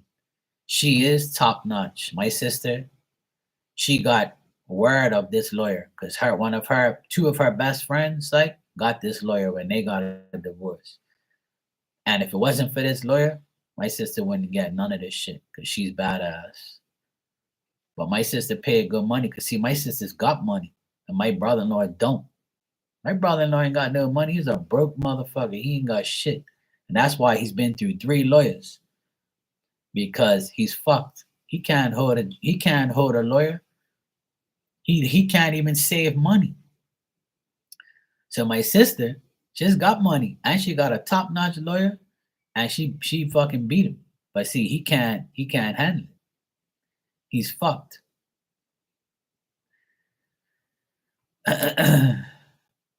So we're gonna get it. It's just a matter of time. But I don't want to leave my sister and my nephews here because if I'm not here in this house, he will come around here. I knew he would. I know he would. I know he will come here. If he found out that I'm in Boston and I'm not here in Bermuda, he will come here. He will start trouble. He will drive up here and he'll say, "Look, I'm outside. I want to see my kids. I want to talk to these guys. Please, blah, blah." And if I find out he does that shit, when I come back, he's in a lot of trouble. So instead of taking that risk, I would rather wait till the house is ours and then I can put a no trespassing sign on the pillar. And if he trespasses, then he's going to look like an ass because he's going to get beaten. And I can actually beat him legally because he's in our home. So, yeah. Until that day, I can't go nowhere. I'm not going nowhere. I refuse to leave the island until this house is protected. Until we're fully protected by the law, I ain't going nowhere. I ain't been away in 4 years and I don't care. I'll stay another 4 years away. I don't give a fuck. Until this house belongs to my sister and me and the boys, then I ain't going nowhere. I'm never going to ditch my family like that. Because he's not a badass. He's not like a gangster or nothing. He's just a delusional piece of shit. And because I'm not around, he'll come around here and start trouble. Because he knows if I'm here, it ain't gonna happen. I'm the reason he don't live here. He was living with a baseball bat and 2 cameras. He had a camera in the front of the door, the back of the door, in his bed. He was sleeping with a baseball bat because he knew. You talk shit to my sister, you disrespect my sister and me and these boys, I'll fuck you up. I don't care. You could be living here all you want. I'm going to beat your ass. You're going to go live in the hospital for the next couple months. I tormented his ass when he was here. When he started disrespecting us, I tormented him. And he left. It was about 3 months later, he took off. He found a place and he's been there since. I ain't gonna let him get away with that shit. This house belongs more to my sister than it does to him. Fuck him. You can get the fuck out. And that's exactly what he did. He's gone. Bye. And every woman should have a brother like me. If you don't have a brother, I feel bad for you. But if you got a tired ass brother like me that will fuck your fucking husband up if they talk shit or disrespect you, you're in good shape. I ain't never gonna let none of my brother-in-laws talk no shit to my sister and treat them like shit. I'll beat your ass. You out of your mind? Don't you dare disrespect my nephews. I'll beat your ass. That's why I love my mom and dad. I've never seen them go at it. I never had to say to my dad, if you disrespect my mom, I'll break your fucking bones, man.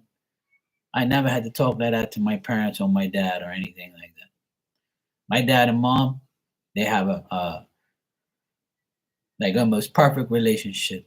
I've never seen them argue or throw shit at each other or throw a tantrum or sleep in separate rooms or bullshit. Never ever seen my parents go through that shit. Never. That's why I'm the man I am. I've never seen my father disrespect my mother. That ain't happening. My mom will beat his ass anyway. My mom would take a fucking pan and beat his ass. My mom, she's like me. You talk no shit to me, who the fuck you talking to? I'll beat your ass with this pot and this wooden spoon. You be wearing it. We make them threats.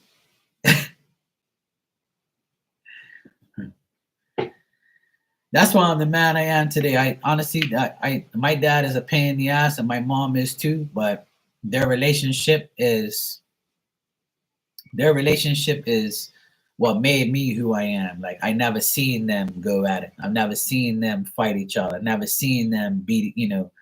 go at it like where I'm like, fuck, I don't want to be like this, fuck, or I've never had to like grab my dad and say, hey, you better not talk to my mom like that again. I'll fucking beat the shit out of you. I never had to do that shit. But I've had to do it with both my brother-in-laws. My oldest brother-in-law, he's bigger than me. But I told him, you disrespect my sister, and I find out, I will beat your ass. And he just, man, he went red in his face. And he was like, yeah, I know, I'm not going to disrespect his sister. Everything's good. I'm like, yeah, it fucking better be. That was like when they got married. And he ain't never disrespecting my sister like that. My sister will beat his ass too. She'll throw a pot at his ass. She'll choke him in his fucking sleep.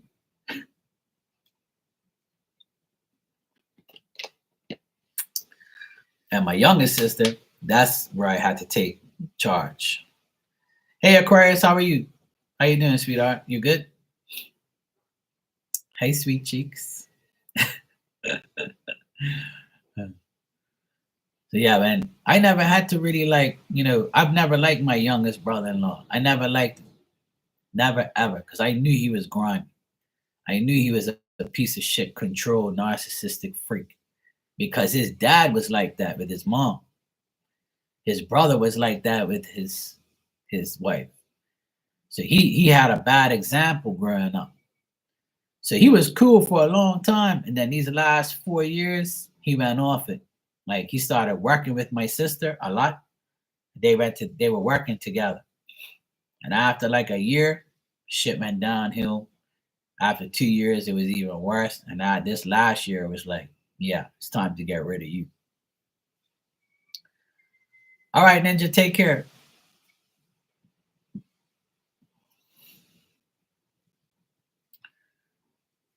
But everything's all right now.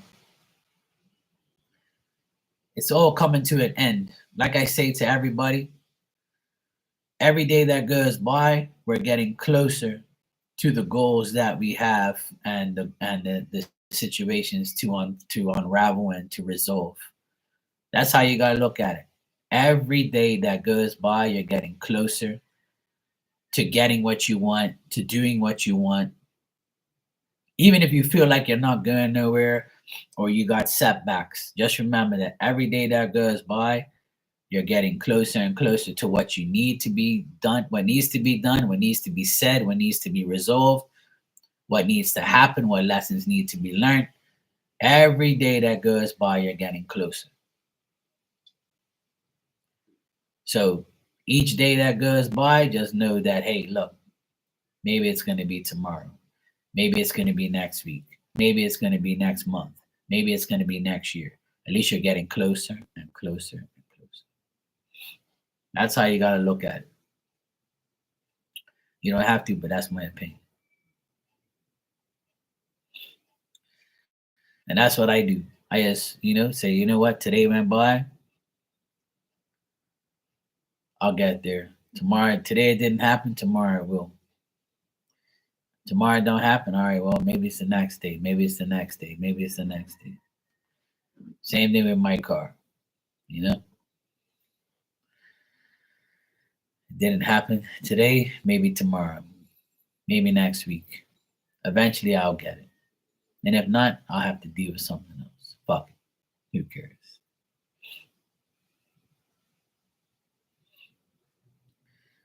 Yeah, they do. But see, that's why I try to, you know, that's why I try to do what's best for me. I don't really care what other people are doing. People, a lot of people come in here and say they're going to do this and do that, but they never do it. Some people, I'll tell them blue in the face and give them advice, tell them what to do, tell them how I think they should, do things if they want my advice. But, they'll listen, but they ain't hearing. They don't care. And then they'll come back and start crying about their life again. And I'll be like, well, I see you in me and me in you. I used to be that same person, but not anymore. This divorce with my sister changed me a lot. It made me realize that I'm not missing nothing. I don't need a relationship. I don't need to get married. I don't need to have kids. It's all a label that people put on you, and then you get caught up in the fuckery and you get caught up in a bullshit life. So I'd rather live my life the way I am now. If it changes, then I'll roll with the changes. If something bad happens, I know I made a bad decision. I can't blame life. I gotta blame the way I live it and who I choose to be in it. So that's just me, period. Now the sun's come out. I've been on here for like 2 hours. I ain't seeing no sun. See? When I start talking the truth, the sun comes out. Hey Santina, how are you, sweetheart? How you been?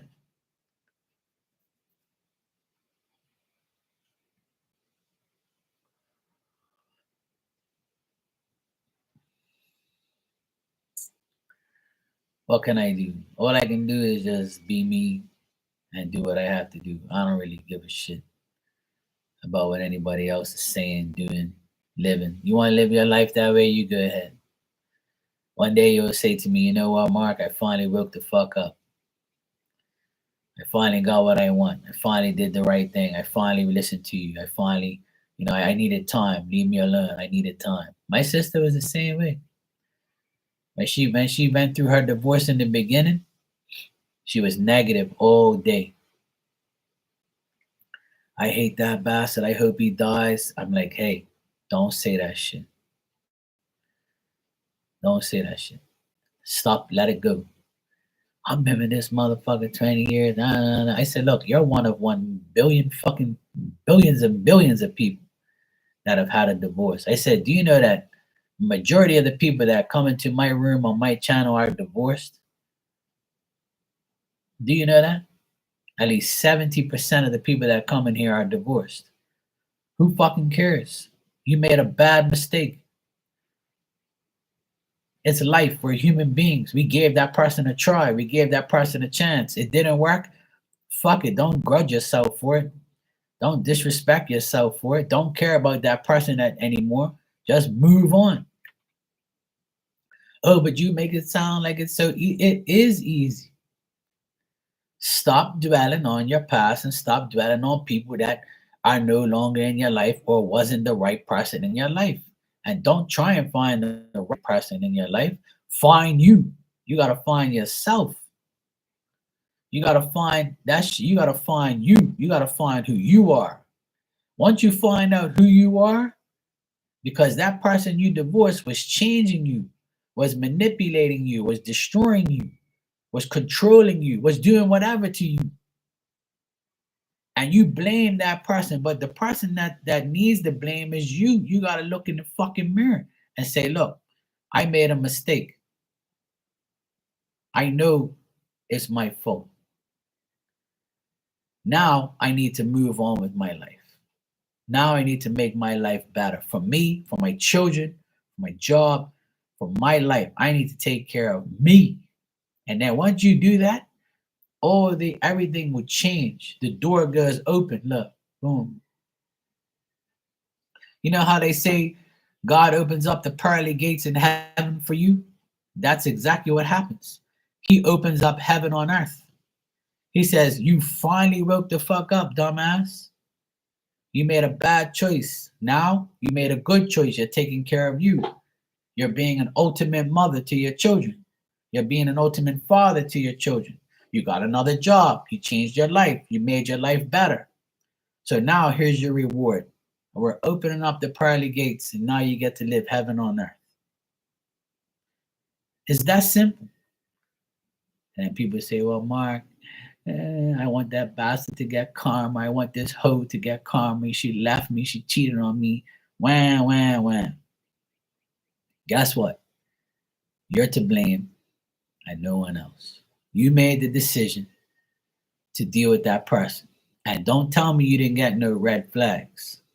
You did, but you ignored them. So you have to take accountability as an adult that you made a bad mistake. And if you keep making those mistakes and not learning, then God's going to keep punishing you until you learn your mistakes. Simple. I've even had a woman tell me, this man left me and my children, and he's acting all like his new bitch and him are like in this beautiful paradise. And I said, you know why he does that? To make you look bad. Because he fucked up. And she said, you know what, Mark, you're right. And I said, I know. I've been in this world a long time now, you know. People that have been in here longer than me know I'm telling the truth, know that it's true. It happens. But why have regrets and why grudge yourself and why put yourself through all that emotional anguish for what? From another person? Hell no, fuck that idiot. Don't worry about them. Live your life, yo. Live your life. Don't worry about these people. The past should never be worried about. Let it go.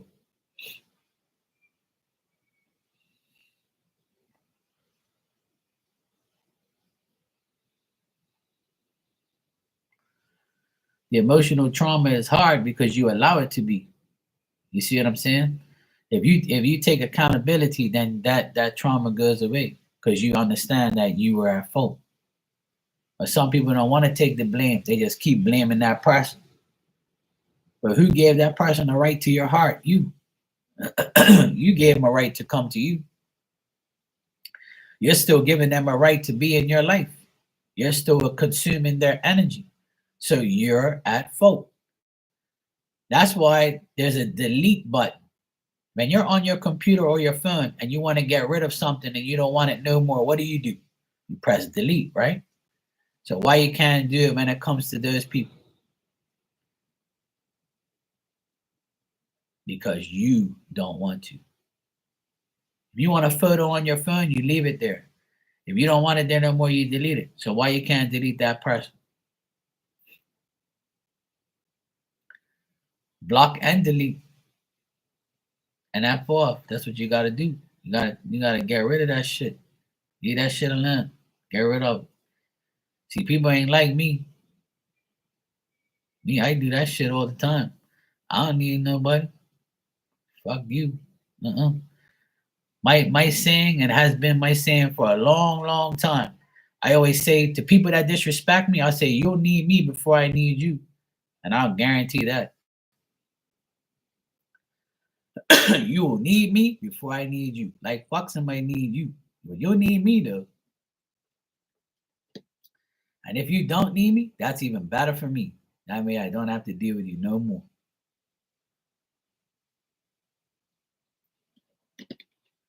Like I say, smell you later.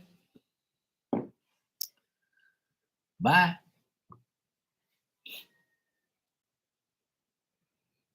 I don't know why people find it so hard to like completely delete somebody out of your life. I never understand that.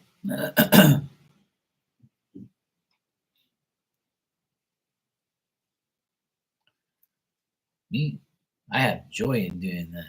When I delete somebody out of my life, I'm happy as fuck. I'm like, yep, I ain't gotta worry about you no more. Some people I tolerate, but some people you're not supposed to. We're all human beings. We gotta do the right thing for us. Fuck everybody else. I told you guys a million times. That's why my life is so much better now than it ever has been. And that's why I preach to you guys these things all the time. You know? Hey Stefani, how you doing? Thanks. I always speak the truth. You know, I ain't out here lying. You know, I've been through a lot of bullshit too. Don't think that I'm perfect. I'm not. I never will be. Nobody is. I made a lot of bad mistakes. I made a lot of mistakes with people.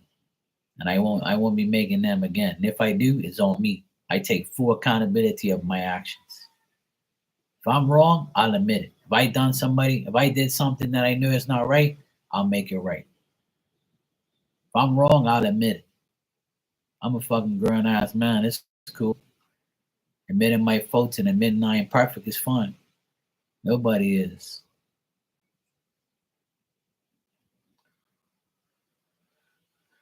Yes, what goes around comes around, but the problem is with you and a lot of people is you want that shit to happen now.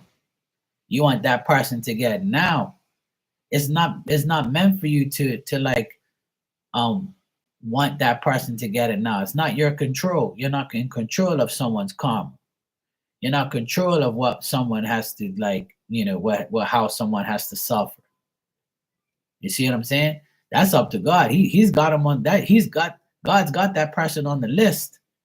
It'll happen today, tomorrow, next year, 10 years from now. It doesn't matter. It'll happen. That's not for you to decide or for you to want or to beg for. That's gonna happen on due time. You know? So I told my sister the same thing. I told my sister, look, it's been over a year since you left that guy. It's been almost a year since he left here, right? Has our life gotten better or gotten worse? She says it's gotten so good that she can't even believe how good her life is. I said, exactly. And what do I say on here every fucking day? I say, get rid of the negative things in your life and you'll see your life change immediately. That's what my sister did. When that guy left this house, her whole life evolved. Because God said, oh, God bring out his magnifying glass like this. That's why I have this magnifying glass here. What's a magnifying glass do? It makes you see things better, closer. Makes you see the fine print, right? So God took this magnifying glass and said, okay, bitch, you finally fucking understand? You understand? Okay, you finally got rid of this devil ass mofo? All right, well, let me look into your future. All right, look, you're going to get a better job. Everything's going to happen to you. You're going to have all this luck. You're good now. See, the universe, I already had this shit on lock. I got everything here. The contract says that once you get rid of this stupid bastard, everything's going to get better for you. And by the way, it says, P.S., listen to your brother, dumbass. And now she says, I love you, Marky. Without you, I'd never be the person I am today. You're the one who gave me the strength to get rid of this bastard. Because she thought that she needed him. I said, you don't need him. You need me. I'm your brother. I'll take care of things. I'll fucking make things better. Trust me. We'll make shit happen together. We're going to take care of these boys, take care of this house, and we're going to live perfectly fine without this piece of shit. Because what does he do around here anyway? Nothing. It's only me and you. And she finally realized, you know how the SpongeBob thing says, certain hours later or 5 years later. Now we say 10 months later. He's gone. Now what's your life like? It's perfect without him. I told you. Nobody want to listen to me.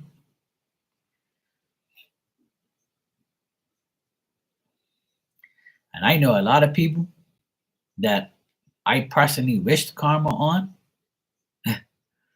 and they never got it. And then when they do get it years later, I'm like, yeah, you're a fucker. You finally got your karma. There you go. Good. Thank you, Jesus, for giving them karma. And it never happens right away. I wouldn't say never, but it rarely happens right away. But eventually they will get it. And when they do, I sit back and say, yep, good. That's what you fucking get. You deserve all the karma in the world from what you've done to all these people. And just like my mom says, you pay here before you go. And if you don't, you already know where you're going. A deep, dark hole full of fire.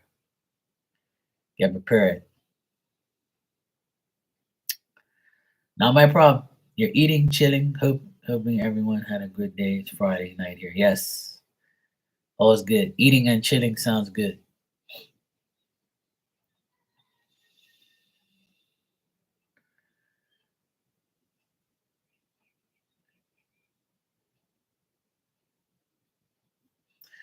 Well, that's the thing, I'm an available brother that actually cares. My sister has another brother. We have another brother, but he don't give a fuck.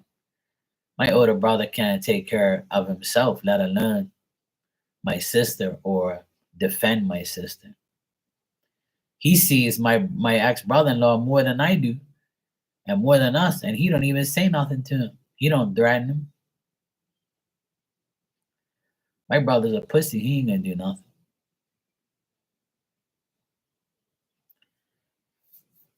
He won't do shit. He's not that type of person. Behind a closed door, he'll be like, yeah. And then when he sees the person, oh, hey, how you doing? He don't say shit.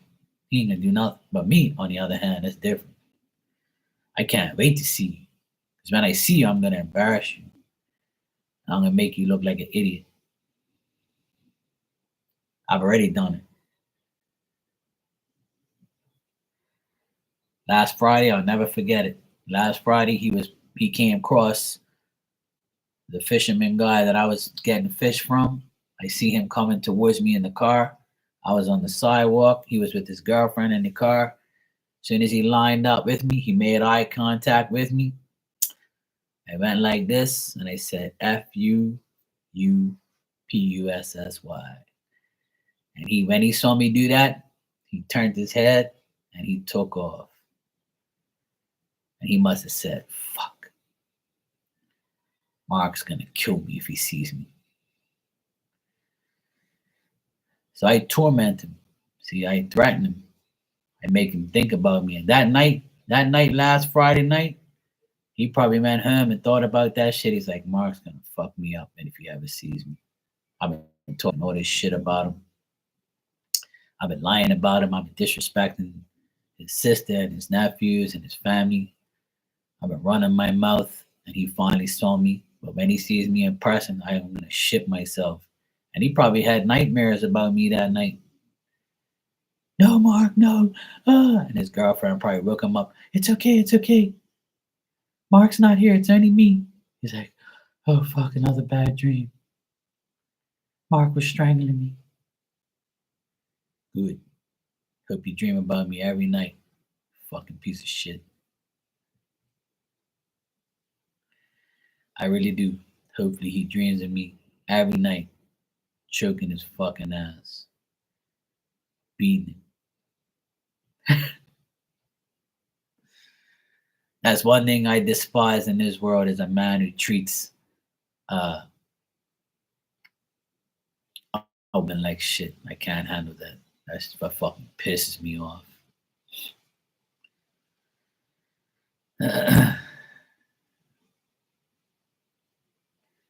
Yeah, Jessica, I know.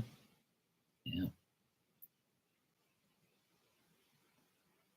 Oh, his girlfriend saw me do that because she looked right at me in the car. See, they both were looking at me. His girlfriend was closer to me because when she pulled, like when their car came right next to me, right, they had no choice but to see me.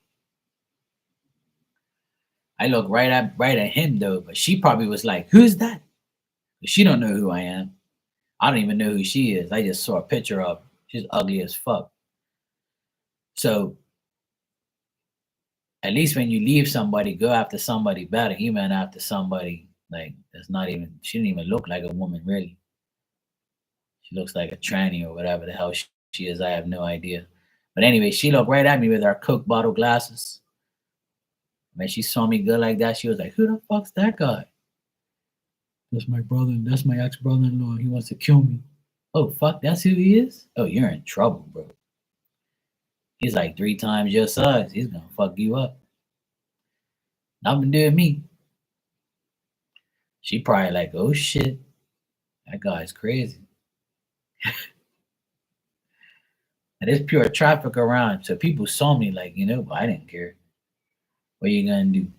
It's not against the law.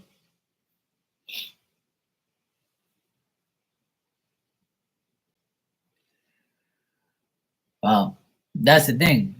This is what I try to say. Like you put yourself in your own predicament. So she's put herself in a bad predicament with a bad person. She probably knows that, but she don't care.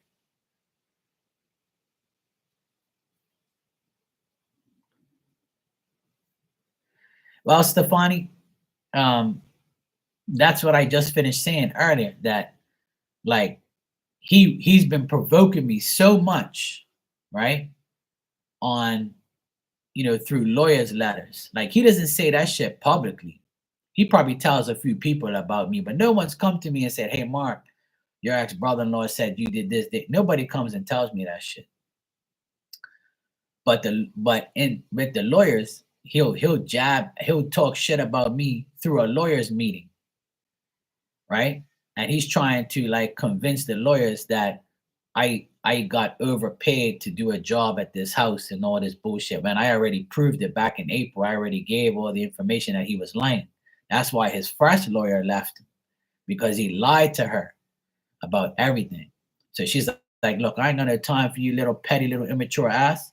I'm a high caliber lawyer. I'm not gonna get myself involved with you. Goodbye. And she refused to give him all the paperwork to the new lawyer. So the new lawyer had no idea. So he ended up lying to the new lawyer. So now the new lawyer told him, look, I'm no longer want to be a lawyer. I'm going to go be a judge. So now you got to go find another lawyer because I'm done. I thought you were going to resolve this shit before I went and did my judge course. So obviously you don't want to resolve this shit. So goodbye. So now he's with a new lawyer. So before this new lawyer even spoke to him, she went to speak to my sister's lawyer to get the juice. Because she's probably like, why the fuck this guy's been through 2 lawyers already? And now you're coming to me, so something's up. So he's already burnt his bridges. And he won't go to court. He just rambles on, blah, blah, blah, blah, makes accusations. But if this is true, why you don't take us to court? We're waiting. We would love to go to court. Because you'd be fucked. Because we got all this information. We got the truth. And in the court of law, the truth always prevails. We actually got information, footage, paperwork, videos, texts, camera footage. We got everything. We will fuck him. He would get fucked. He really would. That's why he don't want to go to court. He just wants to continue to provoke us. He's trying to provoke us with lies so to see if we will react to him. So Stefani, see how you said you decide to choose peace no matter what? You don't have the energy to confront anymore. Say what you want, who you want to. So everybody drilled into my brain, Mark, you're no longer with your gangster friends. You're 47 years old. Don't tell them to beat him up. Don't hire one of your fucking gangster friends to kill him or beat his ass or threaten him or do anything to him. And I said, oh, hell no. I don't want to do that because everybody's going to know who it is. Duh. So I said, look, I'm not giving this guy my energy because everything he says is a lie. His own family knows that he's lying. So why am I going to give this guy my energy and ruin my spirituality that I've earned? And why am I going to like do that shit? Why am I going to be the person who I used to be when I had problems? You know what I said? I'm not touching him. I'm not getting anybody to fuck with him. I don't care about him. As long as he's going out of this house, I'm the happiest person in the world. What happens to him now is not my problem. My biggest wish was for him to leave this house. And he couldn't live here no more because he knew I was going to beat him. So he left. He ain't no gangster. He's like a mama's boy. And he's like 110 pounds soaking wet. I'm 3 times his size. You know? And he don't want no parts of me anyway. So I've already almost beat the shit out of him. So that's why everything's happened the way it's happened. So we would take him to court, but he'll never go because he'll settle everything. We've already threatened him with court. This year, the first thing we said to him was, we're taking you to court because you're not paying child support. You haven't paid since you left. You're lying through your motherfucking teeth. And all you're doing is saying shit that's irrelevant. So we're going to take you to court. As soon as we said that, 7 days later, his lawyer said, oh, he's got a serious medical condition and he's all fucked up and he has to go away to get a surgery. He's got throat cancer, blah, blah, blah. All bullshit lies again. He didn't have no throat cancer. He had a bad ear infection, some like ear thing where they had to cut the back of his ear and take something out of his ear because his ear was fucked up. So you lied about having cancer so you could prolong the divorce so you can get pity or play the victim, but it's still backfired in your face. So now his lawyer, his last lawyer, he told that lawyer, look, I'm got cancer, I'm going away to get treatment. He lied to his mother, his father, his sister. He lied to his whole family. So now they want like nothing to do with him because all he does is lie. And why would you say you got something you ain't got with no proof? So he's just the devil in disguise. That's who he is. I've been telling my parents and I've told everyone that he is the devil in living flesh. And in the Bible it says, the devil doesn't have horns and a red tail and black or red or white or green. The devil is an actual person. And they become possessed and become the devil. And that's who he is. He's the devil. He is literally the fucking devil. Yep, he is, Stefani. Yeah.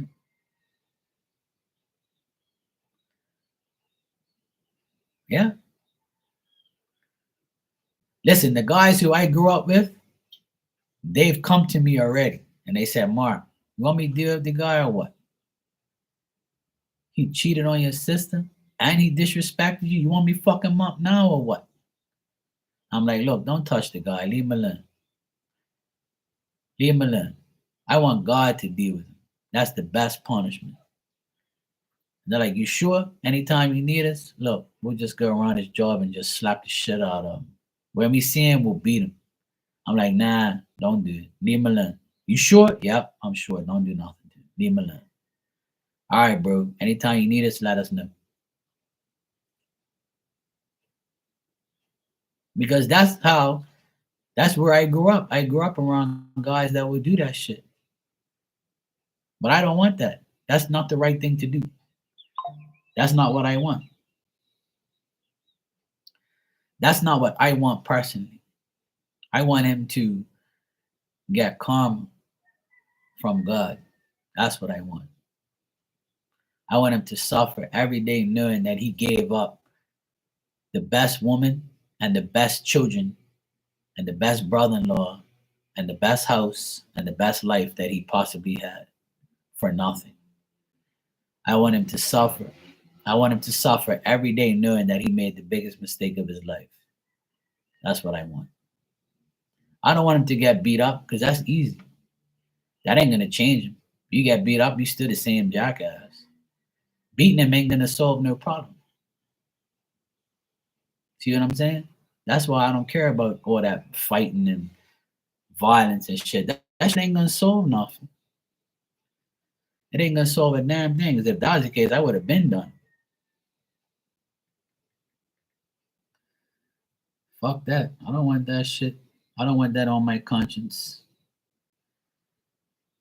I leave everything alone.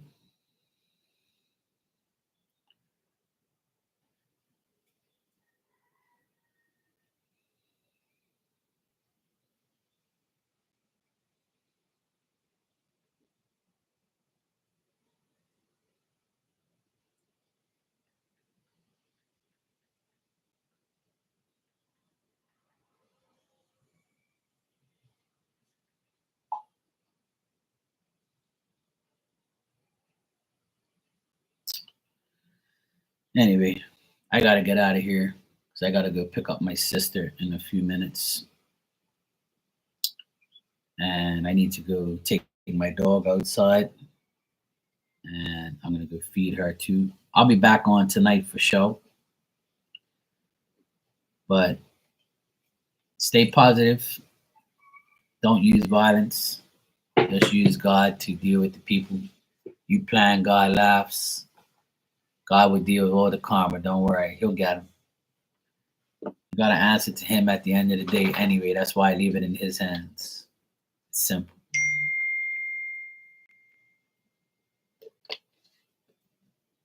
That's my cue right there. All right, Stefani, have a good night. Go chill and have some fun. It's good seeing you. Thanks for joining in on the conversation. All right, I'll see you, lovely ladies, later on tonight. I'll be around. It's 4:30 here, so I'll be on at about like maybe 5 hours from now, like 9:30. You're welcome, sweetheart. No problem. I'll be back later. All right, cool.